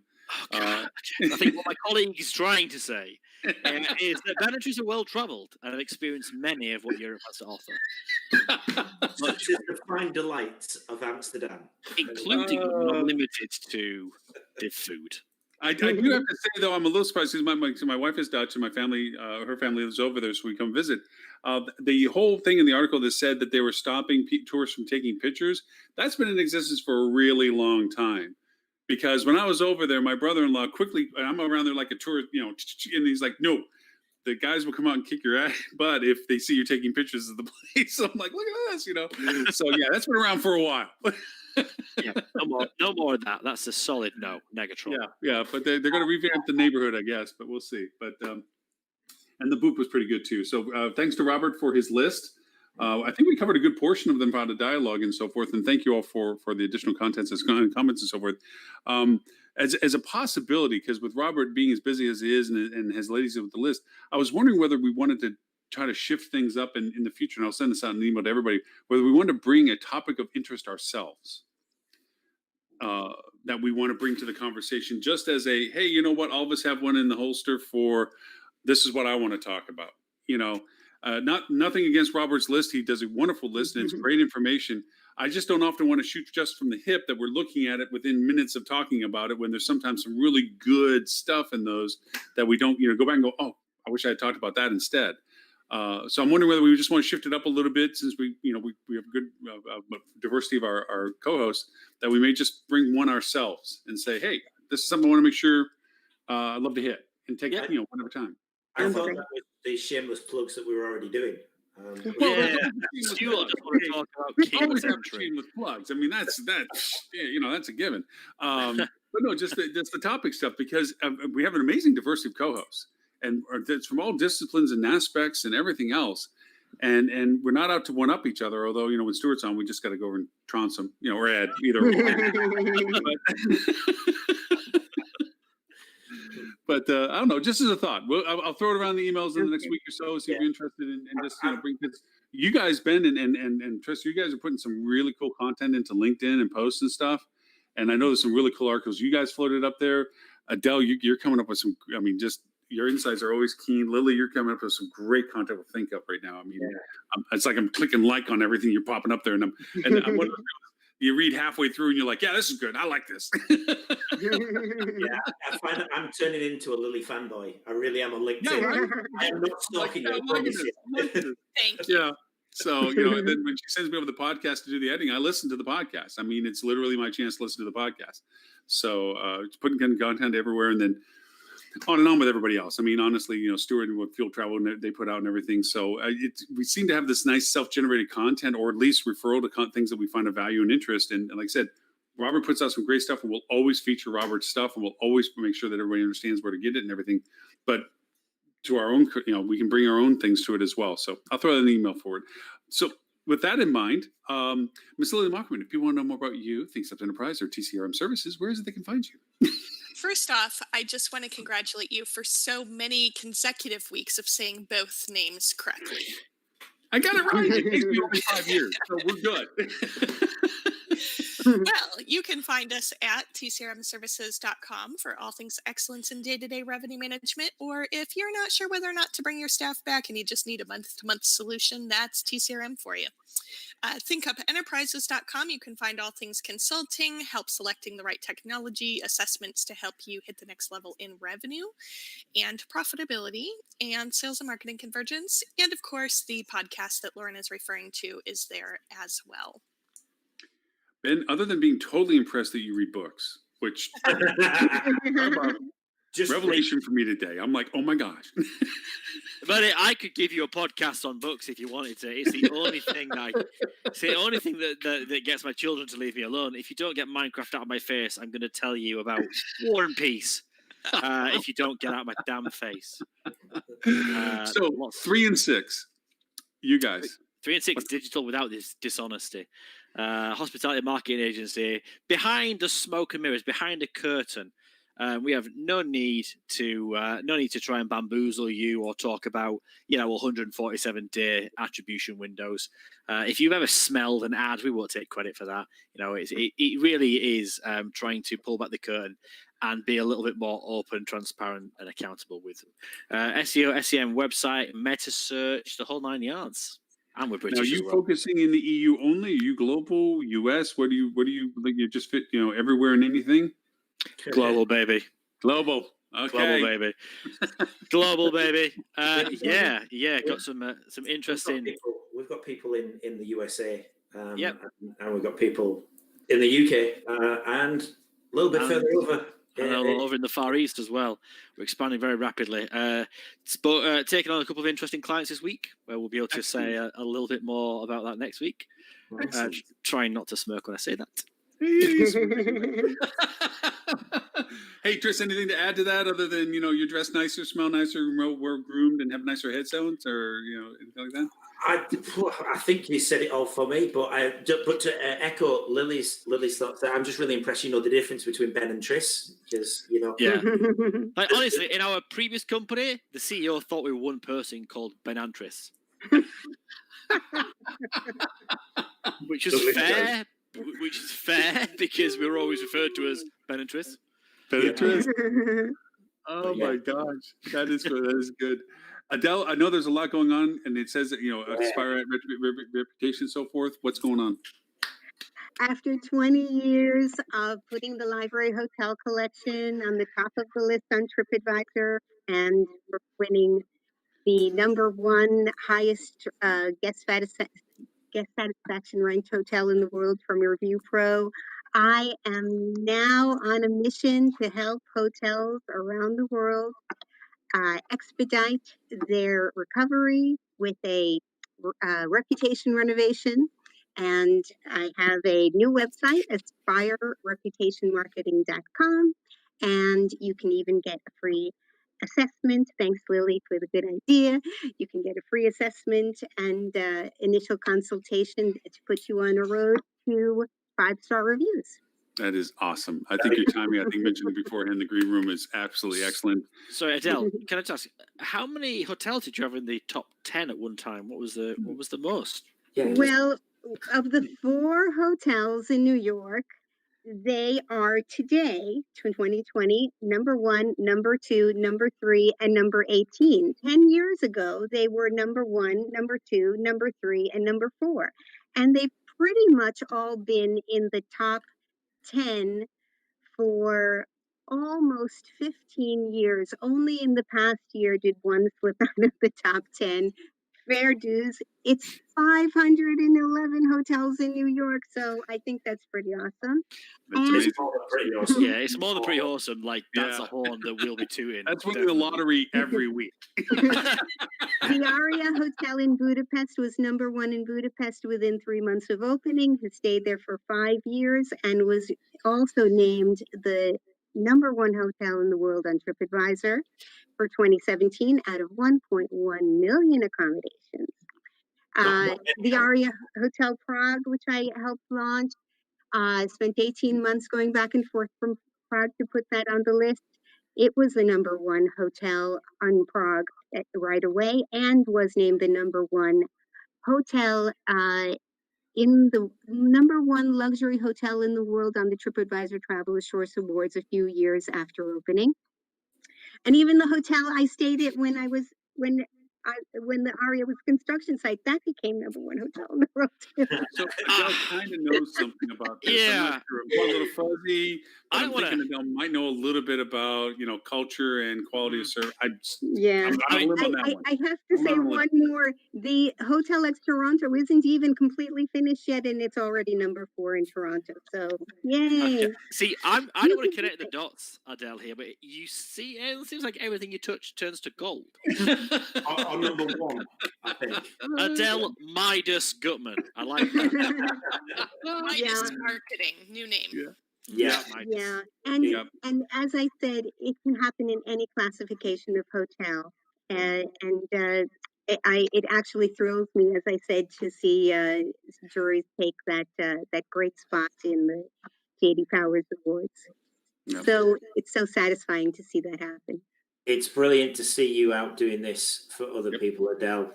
You're very kind. Wish you all the success and all the luck with it. And can I just say, when we were managing the digital marketing for your hotels, our success that we got for you had nothing to do with us whatsoever. It was entirely down to you and TripAdvisor. So, cocktail. Thank you. Well, you definitely have.